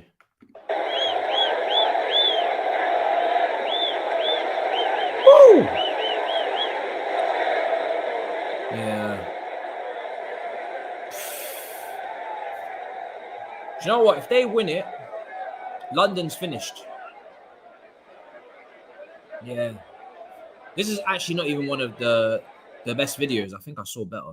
If they win it, London is finished, man. London is going to get absolutely torn to shreds. What's going on here? Oh my God, this is going to be one of them in-betweeners moments. Newcastle fans seeing a Sunderland bus. Sunderland bus going to Coventry. Oh my God, look at this Sunderland, look at this. Woo! The rivalry continues.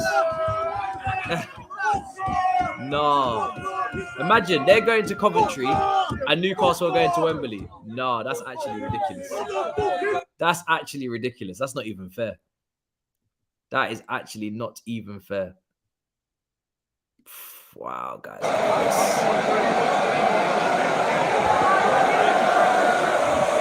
Yeah.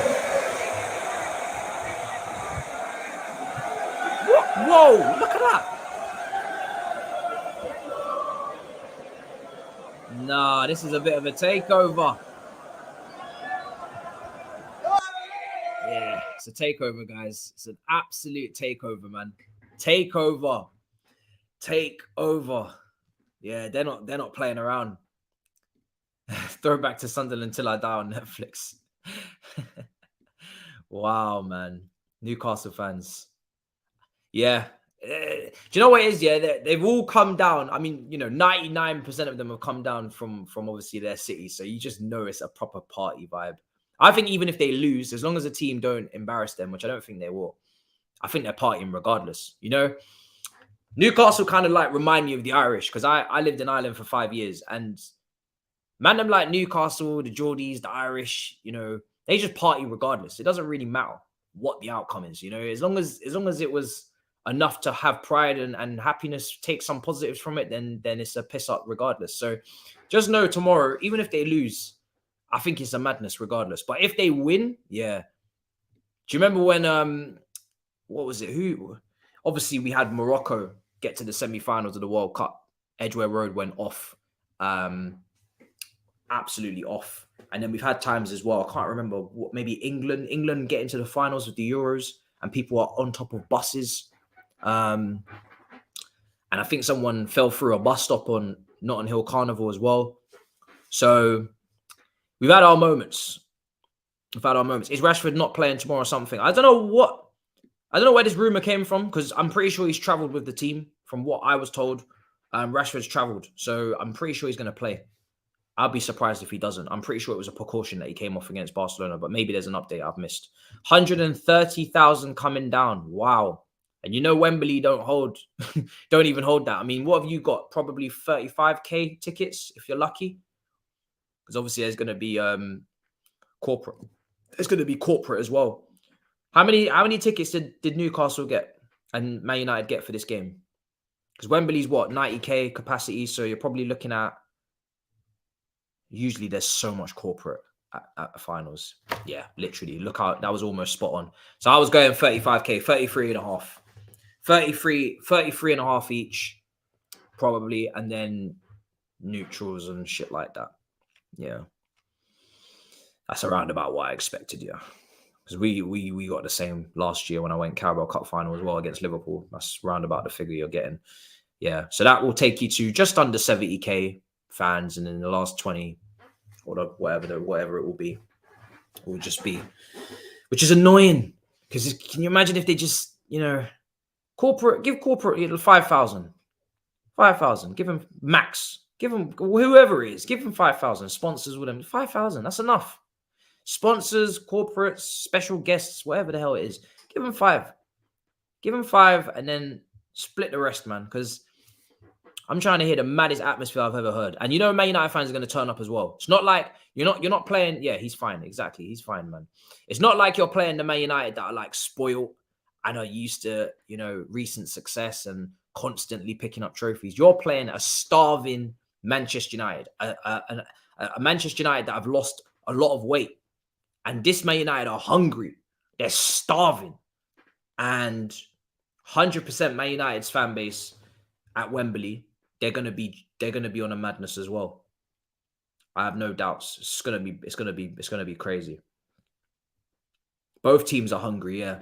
Yeah. Newcastle's hunger is something different, 100%. It's a different type of starving.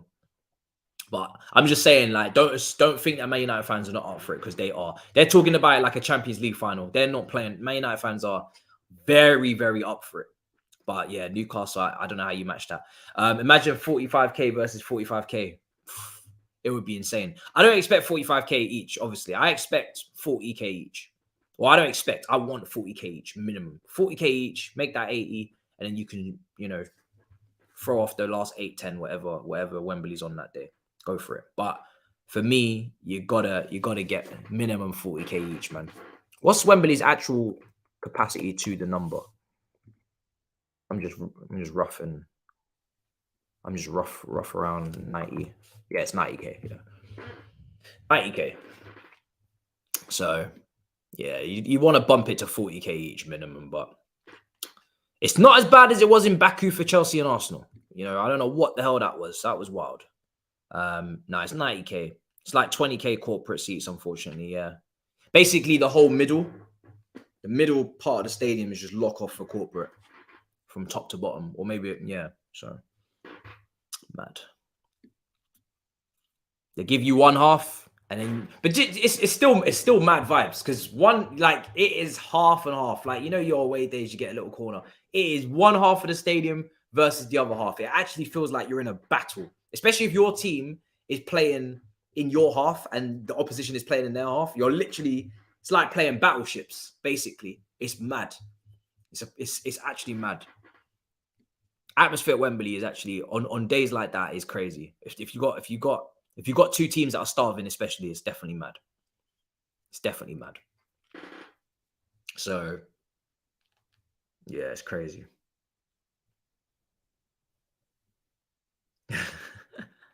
Let's see. Well, let's see. I mean, let's see what happens second half. By the way, can I say this Cocaine Bear film that's in cinemas that they keep advertising looks like one of the worst films known. Like, it looks awful. Oh my god, it's so bad. So much CGI. Oh my god, it was awful. Every time I see the trailer for this Cocaine Bear thing, it makes me ill. It looks absolutely horrendous. Oh my god. No way am I going anywhere near that. I'd rather not watch anything. It was lit. You've watched it, brother. It looks awful, bro. It looks awful. You're joking around, man. Is it good? Ant-Man was mid. I'm saying it looks awful. I haven't watched it, but it looks awful. So some of you are telling me it's actually good. You've been to watch it. It looks awful.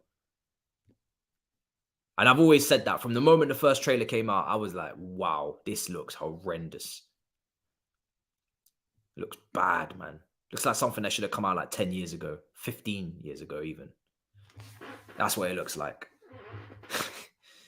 You heard the opposite. Yeah, it looks like the reviews are good. You guys are telling me this, all right? It doesn't mean I'm gonna watch it,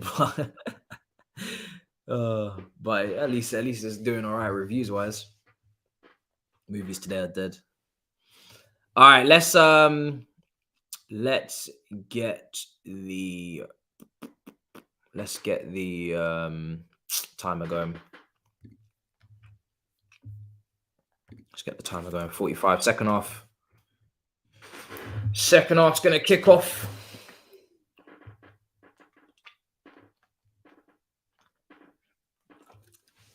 Subscribe if you haven't subscribed, because we've got a big double watch along tomorrow in the one stream. Tottenham versus Chelsea. And then we're going same stream. We'll just go straight to the Newcastle versus Man United game, double header. So it's going to be a big, long stream tomorrow, 5.5 hours or something like that. So make sure you're here for it. It's going to be brilliant. And unfortunately, not gonna be able to do other games, because there's some other games I like on that Sunday. But yeah, we're just going to do those two. And then the rest of it will go to the roundabout in terms of any sort of chitter chatter. But those are the only two games I'm going to get to watch fully.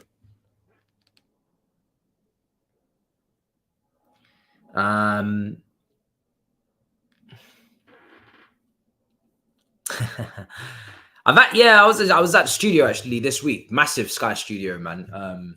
They got a big studio, man, in West London. It's huge. And I was there to help test, help do a show basically pilot the show. But it's not the final. It's not really the pilot because it's not the final. They're gonna have to go back to the drawing board and come back. But yeah, we tested out a show that could be dropping on Sky Sports, and it was good. It was good to give a bit of feedback and be involved. And if it goes through, hopefully we get to be a guest. But yeah, it looked good. Let's see. Okay, let's see. You should do Cocaine Bear Watchalong. That sounds wild.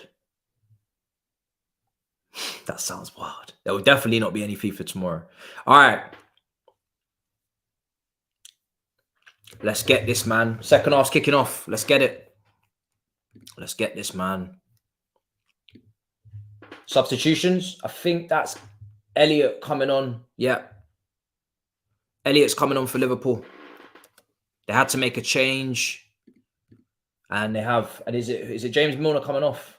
No, it's not James Milner. Is it Keita? I've missed it. it's Keita. Wait, what is going on? Why is Trent standing there?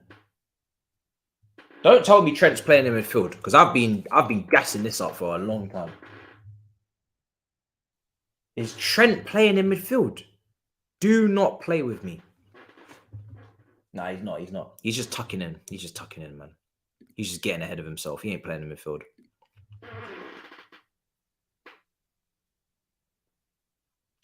He's brought on Elliot. Yeah, he's brought on Elliot for Naby Keita.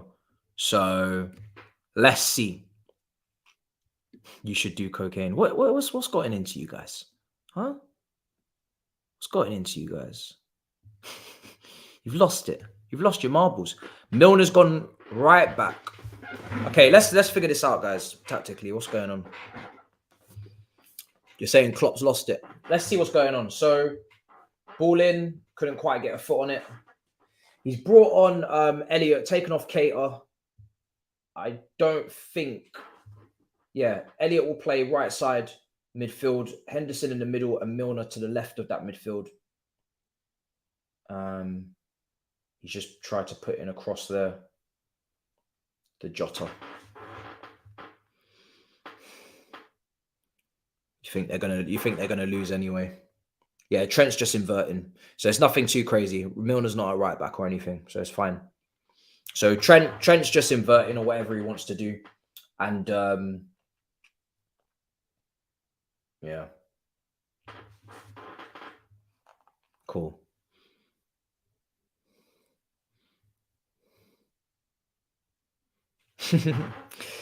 Man said drink water. Bruv, I don't recommend Red Bull, but sometimes it has to be done, unfortunately.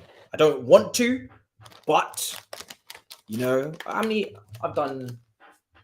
dropped the preview this morning. Did the Saturday football show, this game as well. And I'm already running low from yesterday when it was just bedlam, because obviously bare Tottenham content. So sometimes you just have to do it, you know? This is my drug. It's not a good one. None of them are. They're all bad. Don't do it, kids. But in times of a hectic schedule, everybody has their fix. But next week should be calmer because there's no midweek game. Obviously, this week we had Champions League. There are still midweek games actually next week, to be fair. But yeah, so it's peak. International break's coming up though. It's coming. Man said, tell me at least it's sugar-free, man. Come on, man. Please. Diabetes incoming. Oh, my goodness. Salah very close. Let's see what happens. I'm not going to lie. The sugar-free one doesn't do anything. I really wish it did, but it doesn't do nothing. Here's Henderson. But I've only saved it for extreme circumstances. I won't need it tomorrow. I knew this game would be like a potential like 0-0, you know, where we as a community entertain ourselves. Oh! Salah off the crossbar. But tomorrow I won't need it because tomorrow is a Grand Slam Sunday. It's a sumptuous Sunday. It's gonna be insane. Tomorrow I can do a water thing and it's not even gonna be a problem. Trent and then Salah off the crossbar. Second time the bar's been hit in this game. And close Liverpool. And again, this smells like redemption. This smells like a redeeming second half where Liverpool step it up. Especially with Elliott coming on now. Keita didn't really offer anything in the first half. I feel like it's his time's come to an end at Liverpool. I think his contract's running out this season, along with Milner. I just let both of them go, to be honest. Need to make space. Even Oxlade-Chamberlain should be leaving Liverpool as well. I don't know if his contract's running out. Oxlade-Chamberlain should be out of Liverpool this season. They need to get, I'd say, in that midfield, I'd leave Henderson as a backup player, just for the sheer leadership levels of the group and whatnot. But he doesn't need to, he's not a starter. Fabinho could easily be someone that needs to be sold as well. But you could, I don't know how much money you would get for Fabinho, but I would look at selling him. But Chamberlain, Chamberlain,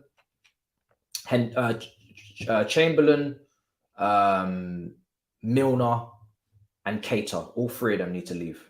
And in my opinion, Jones as well. Jones has not shown enough to be staying. You got Elliott and you got Bajcetic. Those are your two wonder kids. You got Carvalho as well. Leave it at that. Get rid of Jones. Get rid of those other three and look at Fabinho as well. But maybe Fabinho could be like a backup DM, Henderson a backup midfielder, and then you go and get starters and you got Thiago as well. But you need to get rid of like 4 midfielders, to be honest. I'd get rid of them 4. I'd get rid of Jones. He's not anywhere near as good as Elliott and Bajcetic, so I'd get rid of him. And then I'd get rid of Gomez, and I'd get rid of Matip, and I'd bring in 2 new centre-backs. You can't, I don't know, it's a lot to get done in one window, obviously, but I just feel like you need to get 2, because Konate is injury-prone, and Van Dijk has fallen off a bit, or a lot. So you need like a Vardy-type level centre-back, and then you probably need another one as well. But it's probably too much to do. You're fine at fullback. Left back's fine. Right back, you need Ramsey to come back from his injury. You signed him from Aberdeen. Don't know how good he is. Looks talented, maybe. And then your forwards, you just need, I don't know, Doc, if he needs a loan or something, but you just need something for Salah just to keep him awake. But you got enough forwards and left wingers. Left wingers, so you'll be fine. Trent, ball in, tipped over. Yeah. Oh, Firmino's expiring as well. I rate Firmino. I think Firmino's he's good to have around because he's always you know what you're getting from him. And I feel like Jota, he doesn't play that role like Firmino does, but now that we've seen kind of like Núñez play it, everybody's kind of appreciating Jota more.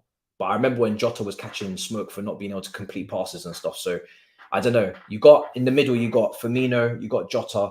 Then on the left, you've got Diaz, Núñez, and then you got Gakpo, who can kind of play both. But I don't know. It's weird, man. I don't really like Gakpo at striker yet. So I don't think he's not really a striker. He's not really a striker. He's a left winger. But I think Núñez is better off the left as well. Don't know what you're going to do there. It's a bit overloaded. A little bit left heavy on the front, but we'll see what they do. Oh, Arthur Melo's injured in it, so he just needs to leave. Yeah. And then, if you're getting Bellingham, then you've already got 1-8. Say you've got Bellingham, Bajcetic, and then you need a sitter.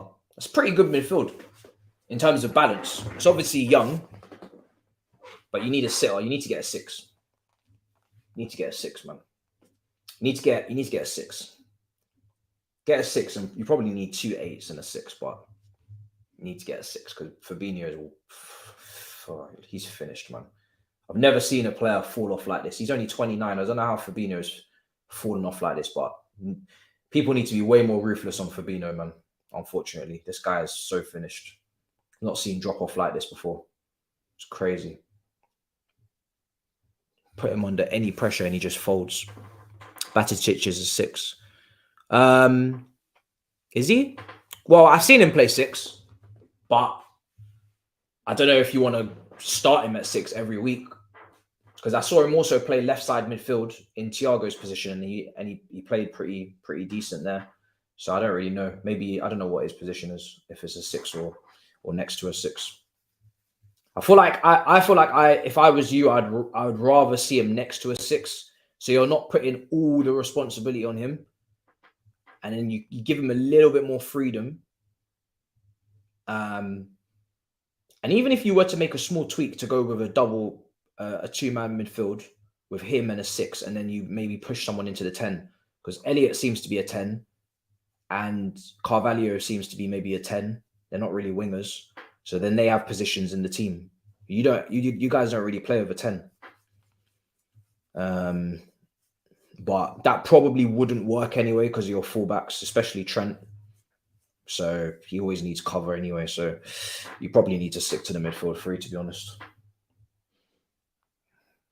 All right, they got a wide free kick.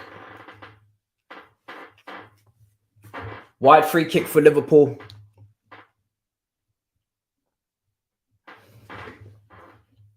Ball's going to come in. Headed.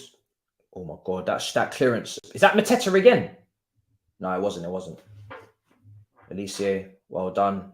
Can we get Eze on? Can we get Eze on? Can we get Mateta off? And can we get someone else on who actually might score a goal? Oh, very, very cool from Alisson. Very, very cool. Very cool from Alisson. Fair play.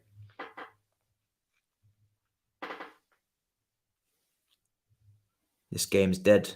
Yeah, you know what? Yeah. Sometimes it's nice to just look at the game differently. I think now, if a game's not giving you goals and giving you, the Real Madrid Liverpool type, then you got to find a different appreciation for the match that you're watching. So now I'm going into my tactical kind of bag. I'm just trying to get into my tactical bag now, and I'm just trying to get into my individual player bag and just watch certain players and see them for what they do as individuals. And I appreciate the game more from that aspect, because if you're looking for excitement, it's over. But to be fair, I think the game's gradually been getting better. I think if you were to say the first 20 minutes were a little bit dull, then fair enough. I think towards the end of the first half, it was actually getting good, because there was chances. There was chances for Palace. They just weren't taking them. Now Salah's hit the bar. Another ball in. Oh my God, look. There's chances. There's chances. I wouldn't say it's a boring game anymore. So there's chances. There's definitely chances. Yeah. Bro.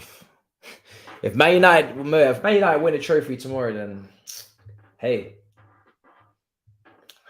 I guess we're just gonna have to just hold that, innit? It's been nice, man. It's been six seasons. Almost, well, 5 and almost 6 seasons. Because you won, the last trophy you won was the Europa League against Ajax. And that was in May. So almost 6 years, man. It's been good. I've enjoyed. I feel like I've enjoyed. I feel like 6 years is a long time. I feel like we can't, we can't, as rivals, we have to accept at some point that we're going to get a trophy again. To have a nice period of nearly 6 years where they've been craving, I feel like we've done well. Everybody that's played their part and picked up the trophies they've picked up in their absence, fair play to you, whether it's, us with Champions League, whether it's Liverpool, City, everybody's played their part, man. Leicester, yeah, man. Arsenal, FA Cups. We've done our thing, man. We've done our thing. It's been a long time. But yeah, dealing with Saeed on Monday, it's gonna be long. It's gonna be long. Oh, it's gonna be very long. I'm just happy to see the Carabao Cup getting some respect. Like, look how much respect it's getting right now, because it was disrespected, man. So look at the respect the Carabao Cup is getting. It's getting this clout. It's getting a lot of clout right now. So I just want people to remember this when they disrespect the Carabao Cup, because look at what's going on today and tomorrow. Look what's going to happen. I want people to remember this moment. If you lose, I'm telling you, you don't even want to don't even go on social media if you lose, because yeah, just don't. Just do not. Mitchell. Throw in. Come on. Yeah, after this game, bit of match of the day, bit of drive to survive. And tomorrow I'm on the healthy thing. Lots of water, guys. Lots of water. Yeah, everybody told me it was irrelevant. Mickey Mouse Cup. And now it's looking like the Champions League all of a sudden. Salah. Oh, intercepted. Go on. Come on, Palace, man. Give me some. Oh, my days. This goalkeeper. What are you doing? This is anybody's game. This is anybody's game if Palace actually fix up. Schlupp. Yes, play it wide. Good. Bro, we need Eze on, man. I'm telling you, we need Eze on. It will give something to the game for Palace. It will just give them an extra body that they can trust in possession. Where's that? Keep Schlupp on, but you got to take off Ayew or Mateta for me. Get Eze on. Start to take control a bit more, because this Liverpool team not really interested in dominating possession. So Palace could start dominating possession if Eze comes on.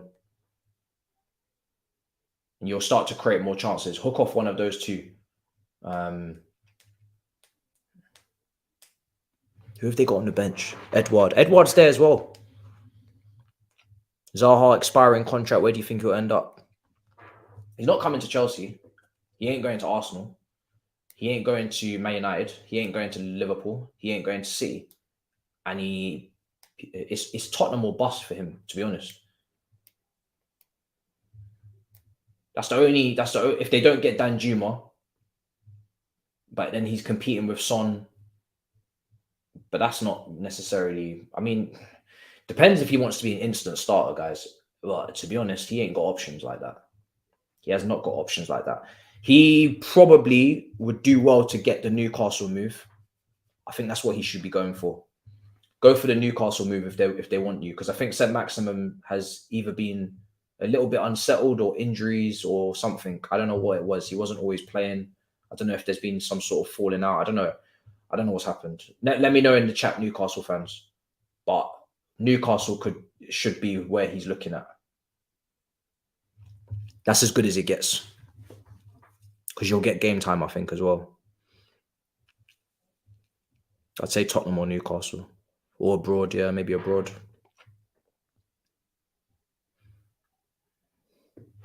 Is that Jordan Ayew? Oh my bruv. Get one of these two off this pitch now, Vieira. Get one of these two off this pitch. Mateta or Ayew. I don't care which one. Bruv, for the sake of the system, then maybe Ayew. Get Ayew off and bring on Eze, man, or someone, because that cross was shambolic. You're playing at Premier League. Look at the cross. Oh my goodness. Oh, I can't believe Alicia has to play with some of these dusty guys. Here's Trent.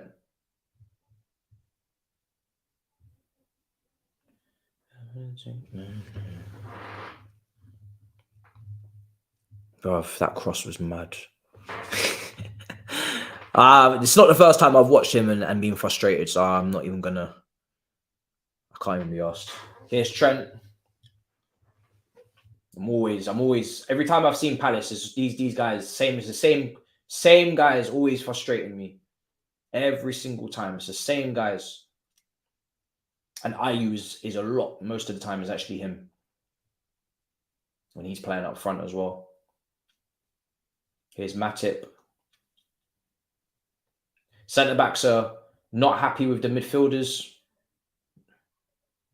They want them to come and show for the ball.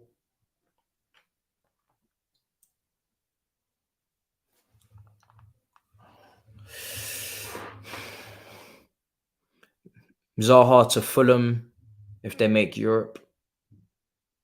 Yeah, to be fair, London move. Doesn't leave the city. I mean, it's not really what he probably planned for, but it's like I said, the options. I mean, but the thing is, will Fulham be able to pay the wages, or will they want to? I don't know, man. I don't think Fulham will bother with a player like that in terms of like the money he's going to demand on his last contract. I think it's got to be a Newcastle or a Spurs or go abroad. I wouldn't be. I think he should go abroad. To be honest, like if you're not going to go to Newcastle, probably go abroad. Why not? Serie A. Oh, listen, the way that Lookman is doing the way that Lookman is tearing up the Serie A, Zaha should be looking at that and thinking, if I go to the Serie A, listen, I could end my career on a madness. Definitely should be for me looking at Serie A. So Zaha in the Serie A, I'd love to see that. I'd love to see that. There's a lot of English players over there as well now. Like there's a few of them. So you know, you got a couple buddies. So yeah, I think Serie A would be crazy. Serie A even over Bundesliga for me. I think he should be definitely looking at. I mean, yeah, Bundesliga is always favouring an attacker, but I think Serie A would be good. Even better for me. I think Serie A won it, and those clubs got a lot of prestige as well. You know, got a lot of prestige. Yeah, maybe like a Roma. Yeah, any of these. Like if Rafael Leao leaves AC Milan, maybe an AC Milan to replace Leao. Who plays Inter don't really play with a winger unless unless he was going in the front too, but it's not really his position. I think AC Milan or Roma could be a shout. Could be a shout. Yeah, AC Milan to replace Leao. Can you imagine? Like AC Milan, now you're playing for a big club. That's what you want, right? So for me, that makes more sense than going to a Fulham or something. Especially because of the age that he's at. He doesn't need to be going to a Fulham. He needs to be going all the cross, Milner, Gakpo. Cleared.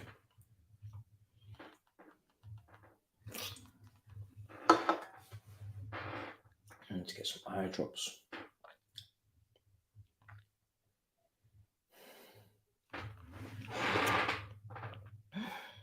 Mateta's over. Bruv, take them both off. Sorry. Let me find the super chat.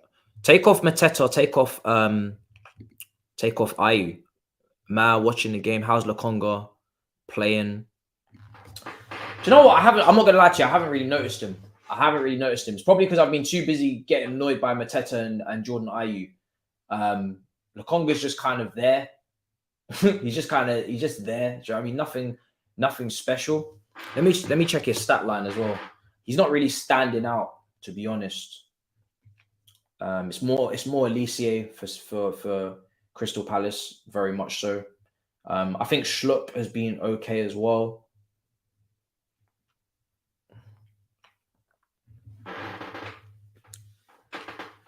You think he's playing pretty well? What's going on? Penalty. Finally, Eze's coming on. I think Lokonga is just 2 out of 4 long balls, 4 out of 6 ground duels, aerial duels, 3 out of 8. He's just in it, you know. He's in the game.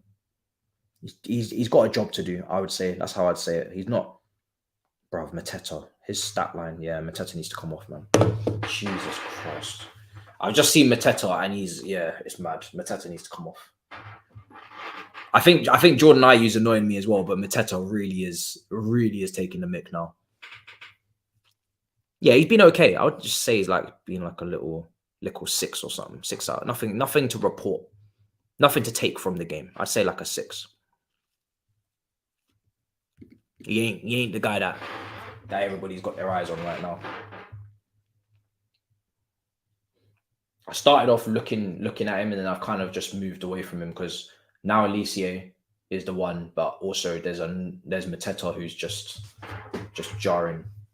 Why don't you just bring on Edouard? Take off Mateta and bring on Edouard and see what Eze can do as well. Is Eze coming on? I think someone said Eze's coming on. Yeah, someone said Eze's coming on. Hope so. I hope he's coming on.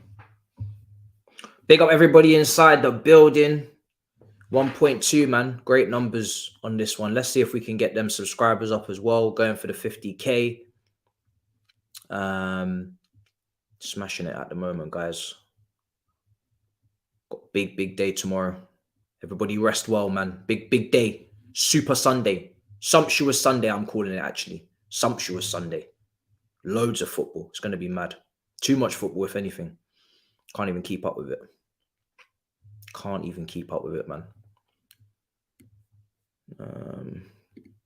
Crazy. This game is fossil football. System's not benefit. Listen, if Palace get a point out of this, to be fair, I feel like both teams will feel like this is drop points. I know Palace are kind of just in their mid-table mood, but I feel like both teams will feel like this is a missed opportunity because neither team have done enough for me to really rate them like that today. Do you know? Neither team have really done enough to be like, yeah, you shouldn't be beating that team. So a draw is a fair result, but both teams should be looking to take advantage of this situation because no one's putting a marker down and saying this is my match. Even in the second half, it's just been back and forth. Yes, changes. Patrick Vieira is making changes. Finally. Took 70 minutes, but we're getting some subs. Being proactive. And he's making 2 subs. Is that Edouard coming on as well? Eze's coming on. This is brilliant. This is brilliant. Guys, I think the game's changing now. The game is changing now, guys. This is what I want to see. This is what I want to see, guys. Edouard and Eze. I think this could be a game changer. Genuinely, this could be a game changer. I'm actually excited now. Big up, brother, coming from the byline. Love that. Yeah, man. Just YouTube's where the heat is. I'm hungry. I'm hungry. I'm ready to eat now. Eze and Alicia is on the same pitch. Yeah, to be fair, like Edouard, I'm not gonna go crazy about Edouard, but it's something different. Like we've seen Mateta for long enough now. At least Edouard is not Mateta. That's basically how I see it right now. He could come on and do something. Who knows? Something fresh. Somebody to have hope in, at least. You know, somebody to have some hope in. Edouard hasn't done anything wrong, so it's that means he's doing well. He hasn't done anything wrong yet. He's just coming on. So let's see what Lukonga can do as well. Now I'm going to be watching him a lot more. Now that he's got Eze to combine with, because I feel like Lukonga's, you know, he needs an Eze. He needs that somebody to play that nice football with. South London's going to get a treat in the last 20 minutes. Trent got hooked. Who's coming for Trent? Williams? No. That's not. Do you know that Williams at Nottingham Forest? He's the one that came from Liverpool. I could tell with the crossing. Could tell that he was watching Trent. So who's gone right back? Milner, Fabinho. So Milner's gone right back. Oh God! Wait, Milner's gone right back, and Eze's just come on.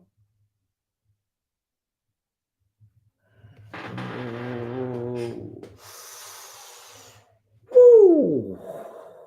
I don't know if that was the move, Klopp.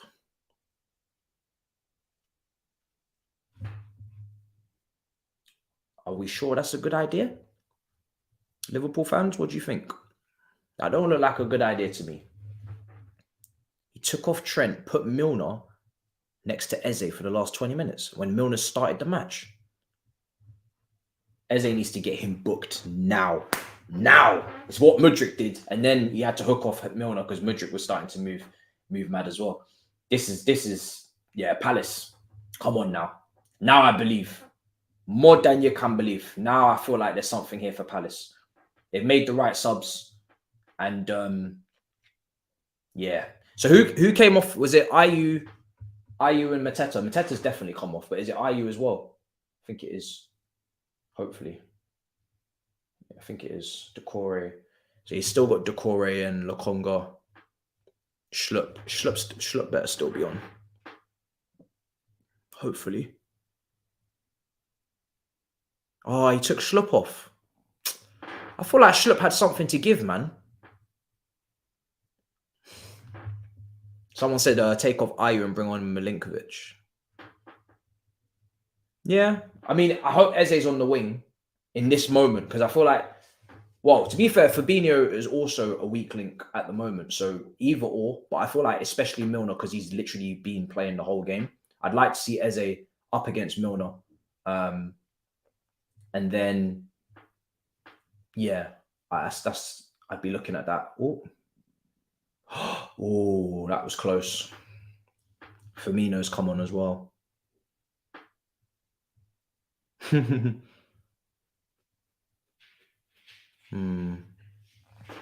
see how it goes, guys. We'll see. Last just over 15 minutes. Surprised he took off Trent, I must say. Surprised. Very surprised. Switch. Good. Eze. And Mitchell as well. So it's I want to see some combinations. That's better. There we go. See, look, this is the difference Eze makes. Nice. Oh, better. Much better, guys. Yes. That's the difference Eze makes, man. Let's get some combinations going.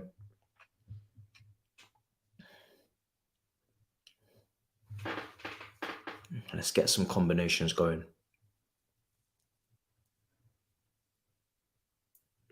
This is why you question Klopp. Jota more clinical than Gakpo. Trent. Yeah, Trent surprises me. Jota, I can understand if he's coming back from injury and he doesn't want to give him the full 90. Maybe he's not ready. So I'm a sympathize with the Jota one. And Gakpo should be clinical with all the goals he got in Eredivisie, but he obviously hasn't been at the moment. I'm sympathizing with the Jota one because he's just come from injury. But Trent, I don't really get that. And you don't play. No, you do play midweek. To be fair, you play Wolves. I don't get the Trent one as much. I don't get the Trent one. I think purely because it's Milner that's playing there. If it was a Ramsey and Ramsey was a solid deputy like a Tsimikas and you just needed to rest Trent because he was tired or whatever, then cool. But because it's Milner, I don't know. Big up, bro. I'm good. Yeah, he's your only creative player.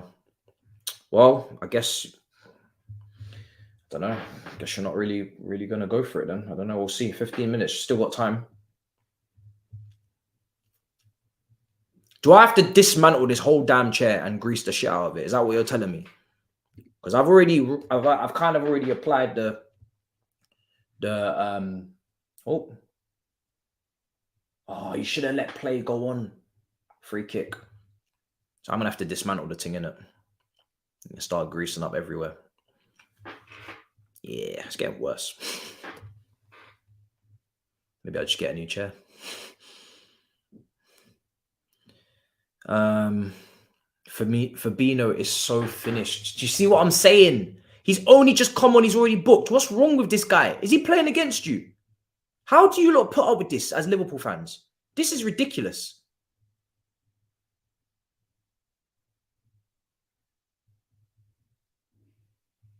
How do you lot put up with this? Every game. It's like he's doing it on purpose. Some of the bookings I've seen him take have been genuinely rude. Rude bookings. Proper playing against you guys. He's nuts, man. This fall off is crazy. This fall off is nuts. Because he was top. He was one of the top DMs in the league. Top 3. I don't know what is going on with him, man. Since the start of last year, since start of 2020, his drop-off has just been like, bang, nosedive. And I was like, you know what? Let me not get onto him because he's played a lot of football in a very energetic team, midfield-wise. Maybe he just needs a little 6 months and he'll come back out of it, whatever. No.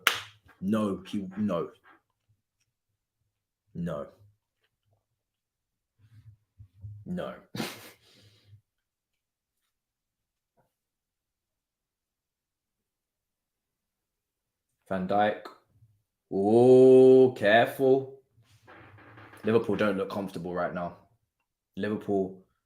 Look, Eze's changed things for me, man. He's giving it away. Free kick. Eze's changed things. Eze's brought something on this left side that Alicia was giving you on the right. Now you've got 2 sides that are ready to do combinations. And as long as the people in the centre give you average stability and security, then just give it back to them and let them go. That's basically all it is. Just little 1-2s. The technical level of the Palace team's gone up tenfold since Eze's come on. They just look like a better football team now. And they got enough time, so hopefully. Fabinho's high foot. I'm watching him. Man wants to get sent off. Here's Gakpo. Gakpo, 1-2. Lost it. Here's Eze. Eze's a little dancer. Why is Hughes not on? Injury. Fab is minimum 35. Going for the red card speed run. Spurs for top 4. No, you ain't. There's no way he's Brazilian. Check Fabinho's account. This is just a run-out game to see who's good. I don't know. I would give up on that Real Madrid game if I'm honest. Not saying that you should like send out the B team because then it could get long. I'm just saying in your heads, I wouldn't be thinking that you're coming back from that. I know you like the comebacks, but you're not at Anfield. You're going to the Bernabeu. I personally don't see it. Not the way you guys are playing. It's not the same Liverpool, man. I don't see you going over there and doing a madness. Just go over there, free hit. Don't disgrace yourselves. That's it. You ain't coming out of there, man. You ain't coming out of there qualifying. It's not happening. It's not happening. I've never been so sure on anything in my life. Actually, the last time I was this positive about a Champions League result was when you actually played Tottenham in the final. And I just knew you would beat them. I didn't even need to even think about it. I put money on it. I just knew.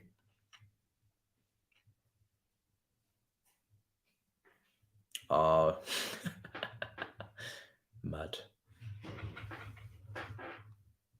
Why do I say? Here's Salah. He's got options. Gakpo. Oh, Gakpo. What's happened there? He's lifted it over the keeper. I thought he scored. You guys were going off in the chat. Gakpo. Oh, do you know what? That's not an easy one. Goalkeeper's done very well. Got out quick. He didn't really have anywhere to put that. Yeah. By the time he actually got to the ball, there was basically no angle. Goalkeeper closed off all the angles. It's very, very good goalkeeping. Great goalkeeping, man. You can't get a Gakpo for that. I can't lie. Great goalkeeping. He's proper, like the speed to come out there and shut off everything was nuts. Gakpo may as well not even touch that because nothing you can do with it. That would have had to have been the nastiest scoop. Messi. It would have to be a Messi-esque. Another yellow card. Joel Matip been booked. Joel Matip has been booked.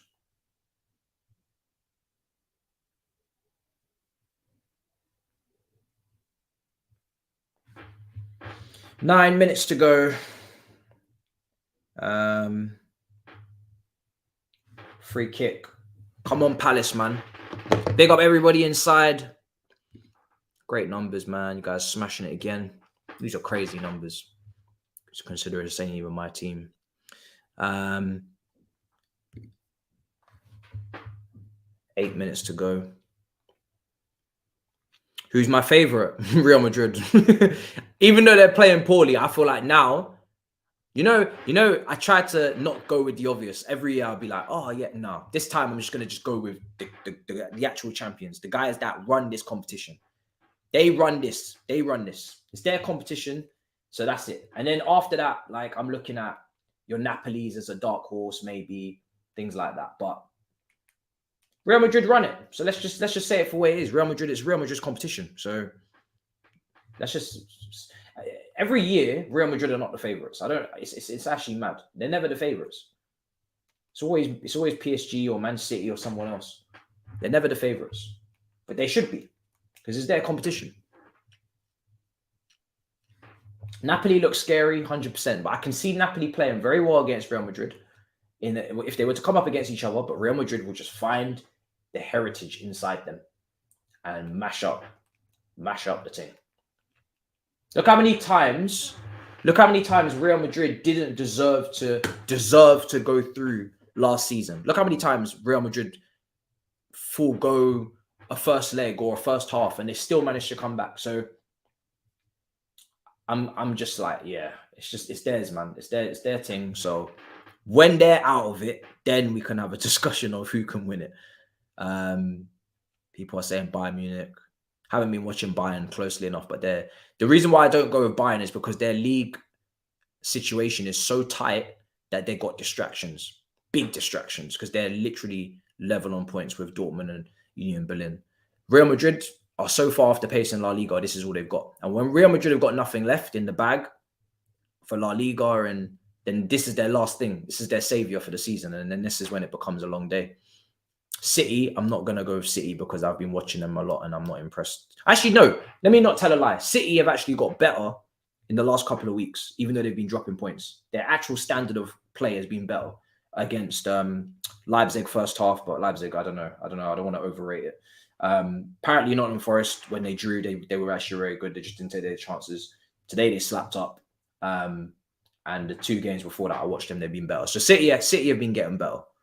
But I'm still not going to give it to them. And then PSG, Mbappe, Villanark, maybe Mbappe. But they're also very shaky as well, PSG. They're conceding goals. So I wouldn't hang my hat on them. Napoli's a dark horse. Yeah. Yeah, Napoli, man. Hopefully Napoli. I'd love it. I don't think we're going to do it, obviously. I'm not going to lie. So, yeah, I think Napoli would be a good one. Napoli would be a good one. That'll be a proper story. A proper story if Napoli get it done.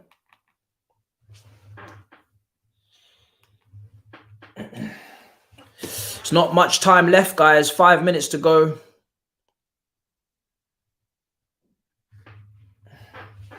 So they're going to be a late winner in this game, or are we actually going to have a 0-0? Yeah. Thing is with Napoli, they're so far clear at the top that they've got so much wiggle room in the league. They can fully focus on the Champions League. They dispatched of Frankfurt away from home. They're going to go through to quarters. So yeah, man, let's see. Napoli are definitely up there. But I feel like Napoli winning it would be so mad because it's the first time in how many years? And like they've not been to a final in so long. For them to just come and win it doesn't really feel real. Usually you have to kind of learn a harsh lesson in a final and lose and taste defeat and then come back. I don't think anybody ever won their first Champions League final since the competition has been renamed. And I was saying that to Man City fans when they got us in the final. And I was like, you guys have never been to a Champions League final. So don't rock up thinking that, you have the heritage or you have the experience, because you don't. And they lost. Now, next time Man City go to a final, I'll be a lot more confident they actually might seal the deal. I don't know about European Cup with Celtic. Yeah, I'm talking about, Celtic probably. Yeah, Celtic have only won it once. So, yeah, but that's European Cup. I'm talking about Champions League.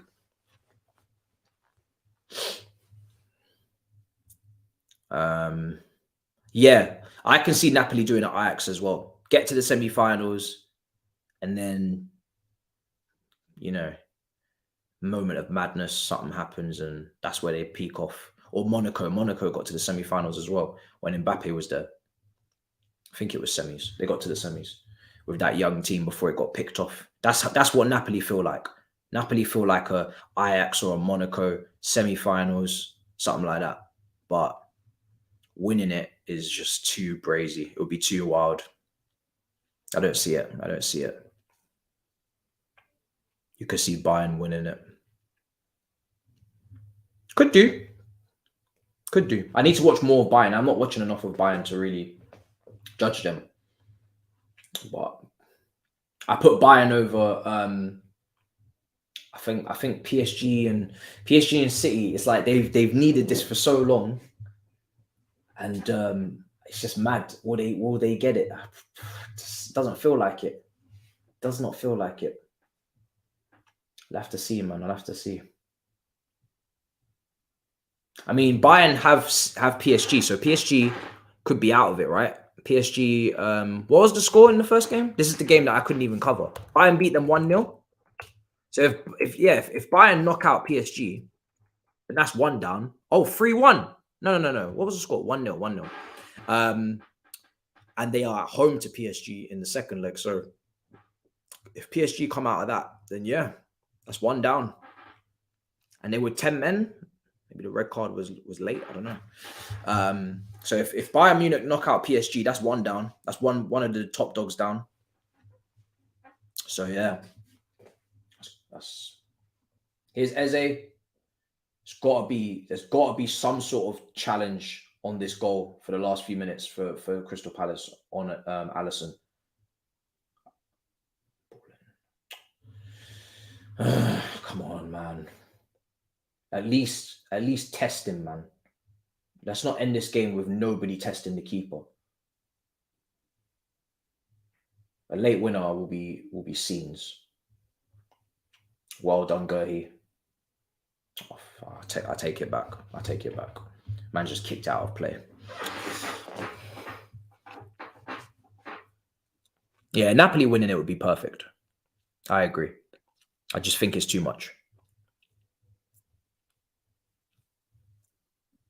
True, Mbappe has to play because he didn't start, did he, against Bayern? He was on the bench. So Mbappe might turn up second leg and say something. Yeah, that's a great point. It's not over yet, man. It's only 1-0. That doesn't really mean much because PSG have got serious forwards if they turn up. So yeah, that game's in the balance. We'll have to see what happens. Games become a bit stinky again. It had a good spell for 10 minutes when Eze came on, and then it's gone back to being a stink fest. Fabinho's being a bit, yeah. Looks like it's going to be a 0-0. Nah, Leao is not my guy, bro. Stop lying. Nope. I didn't make a decision on Leao. I told you, and then now I've decided that I like KK. Yeah, I always had doubts because it was just too much. There was too much fanfare around him, and you know what it is with me. Yeah, I've been involved in them propaganda spins and fanfare, and I've been involved in it and got behind it when I was a younger content creator, and I was more about the hype, and my Twitter videos were going out and popping. Now I'm trying to be a little bit more calculated, a little bit more mature, and actually like really deep shit before I say it. And I wasn't on the hype train because I ain't really seen enough. And I'm not saying he's a bad player because he needs a move. I think he's done what he's done at Milan last year. They won the title. He needs a transfer now. But I've seen from what I'm seeing from KK, he just looks like a better player, much better player. If I had to pick, it's not even close. I'm taking KK immediately over Leao. If I'm a top team director of football and I'm looking for a winger, I'm taking KK over Leao every day of the week. I feel like he's got more in his artillery. He's got more to give you. Proper touchline winger. Who is KK? The chat will let you know who KK is because I'm not going to butcher his name. 2022.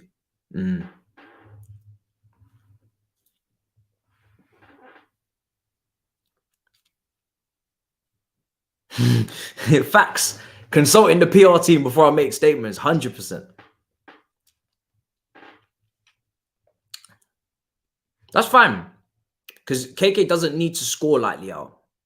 I think Leao is better at the moment from what I've seen on the transition, and he seems like but I think I don't need KK to come with 20 goals a season. He creates. It's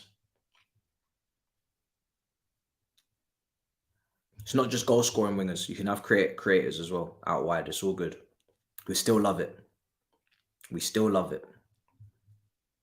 He's a proper chance creator. Gets enough goals. He's been putting it on a plate for Victor Osimhen. Osimhen will get like 3-4 proper big chances a game because of KK. That's what he's on at the moment. Some of the assists have been crazy. Yeah, this game's done. Raw. Man's really had a 0-0. That's crazy. I slightly feel offended, to be honest, that we've actually had a 0-0. But it is what it is. Tomorrow is going to be a great day. So we'll firm this one, guys. Tomorrow we're having a great day regardless. Tomorrow's going to be mad. Tomorrow's Watchalong, double, both games, goals. I know there's goals. First game actually might be sticky, but I've got a lot of riding on it, so it doesn't really matter. But we're gonna have something. We're gonna have something. Nah, I'm not calling this Sam for a draw. I'm not calling him for a draw, man.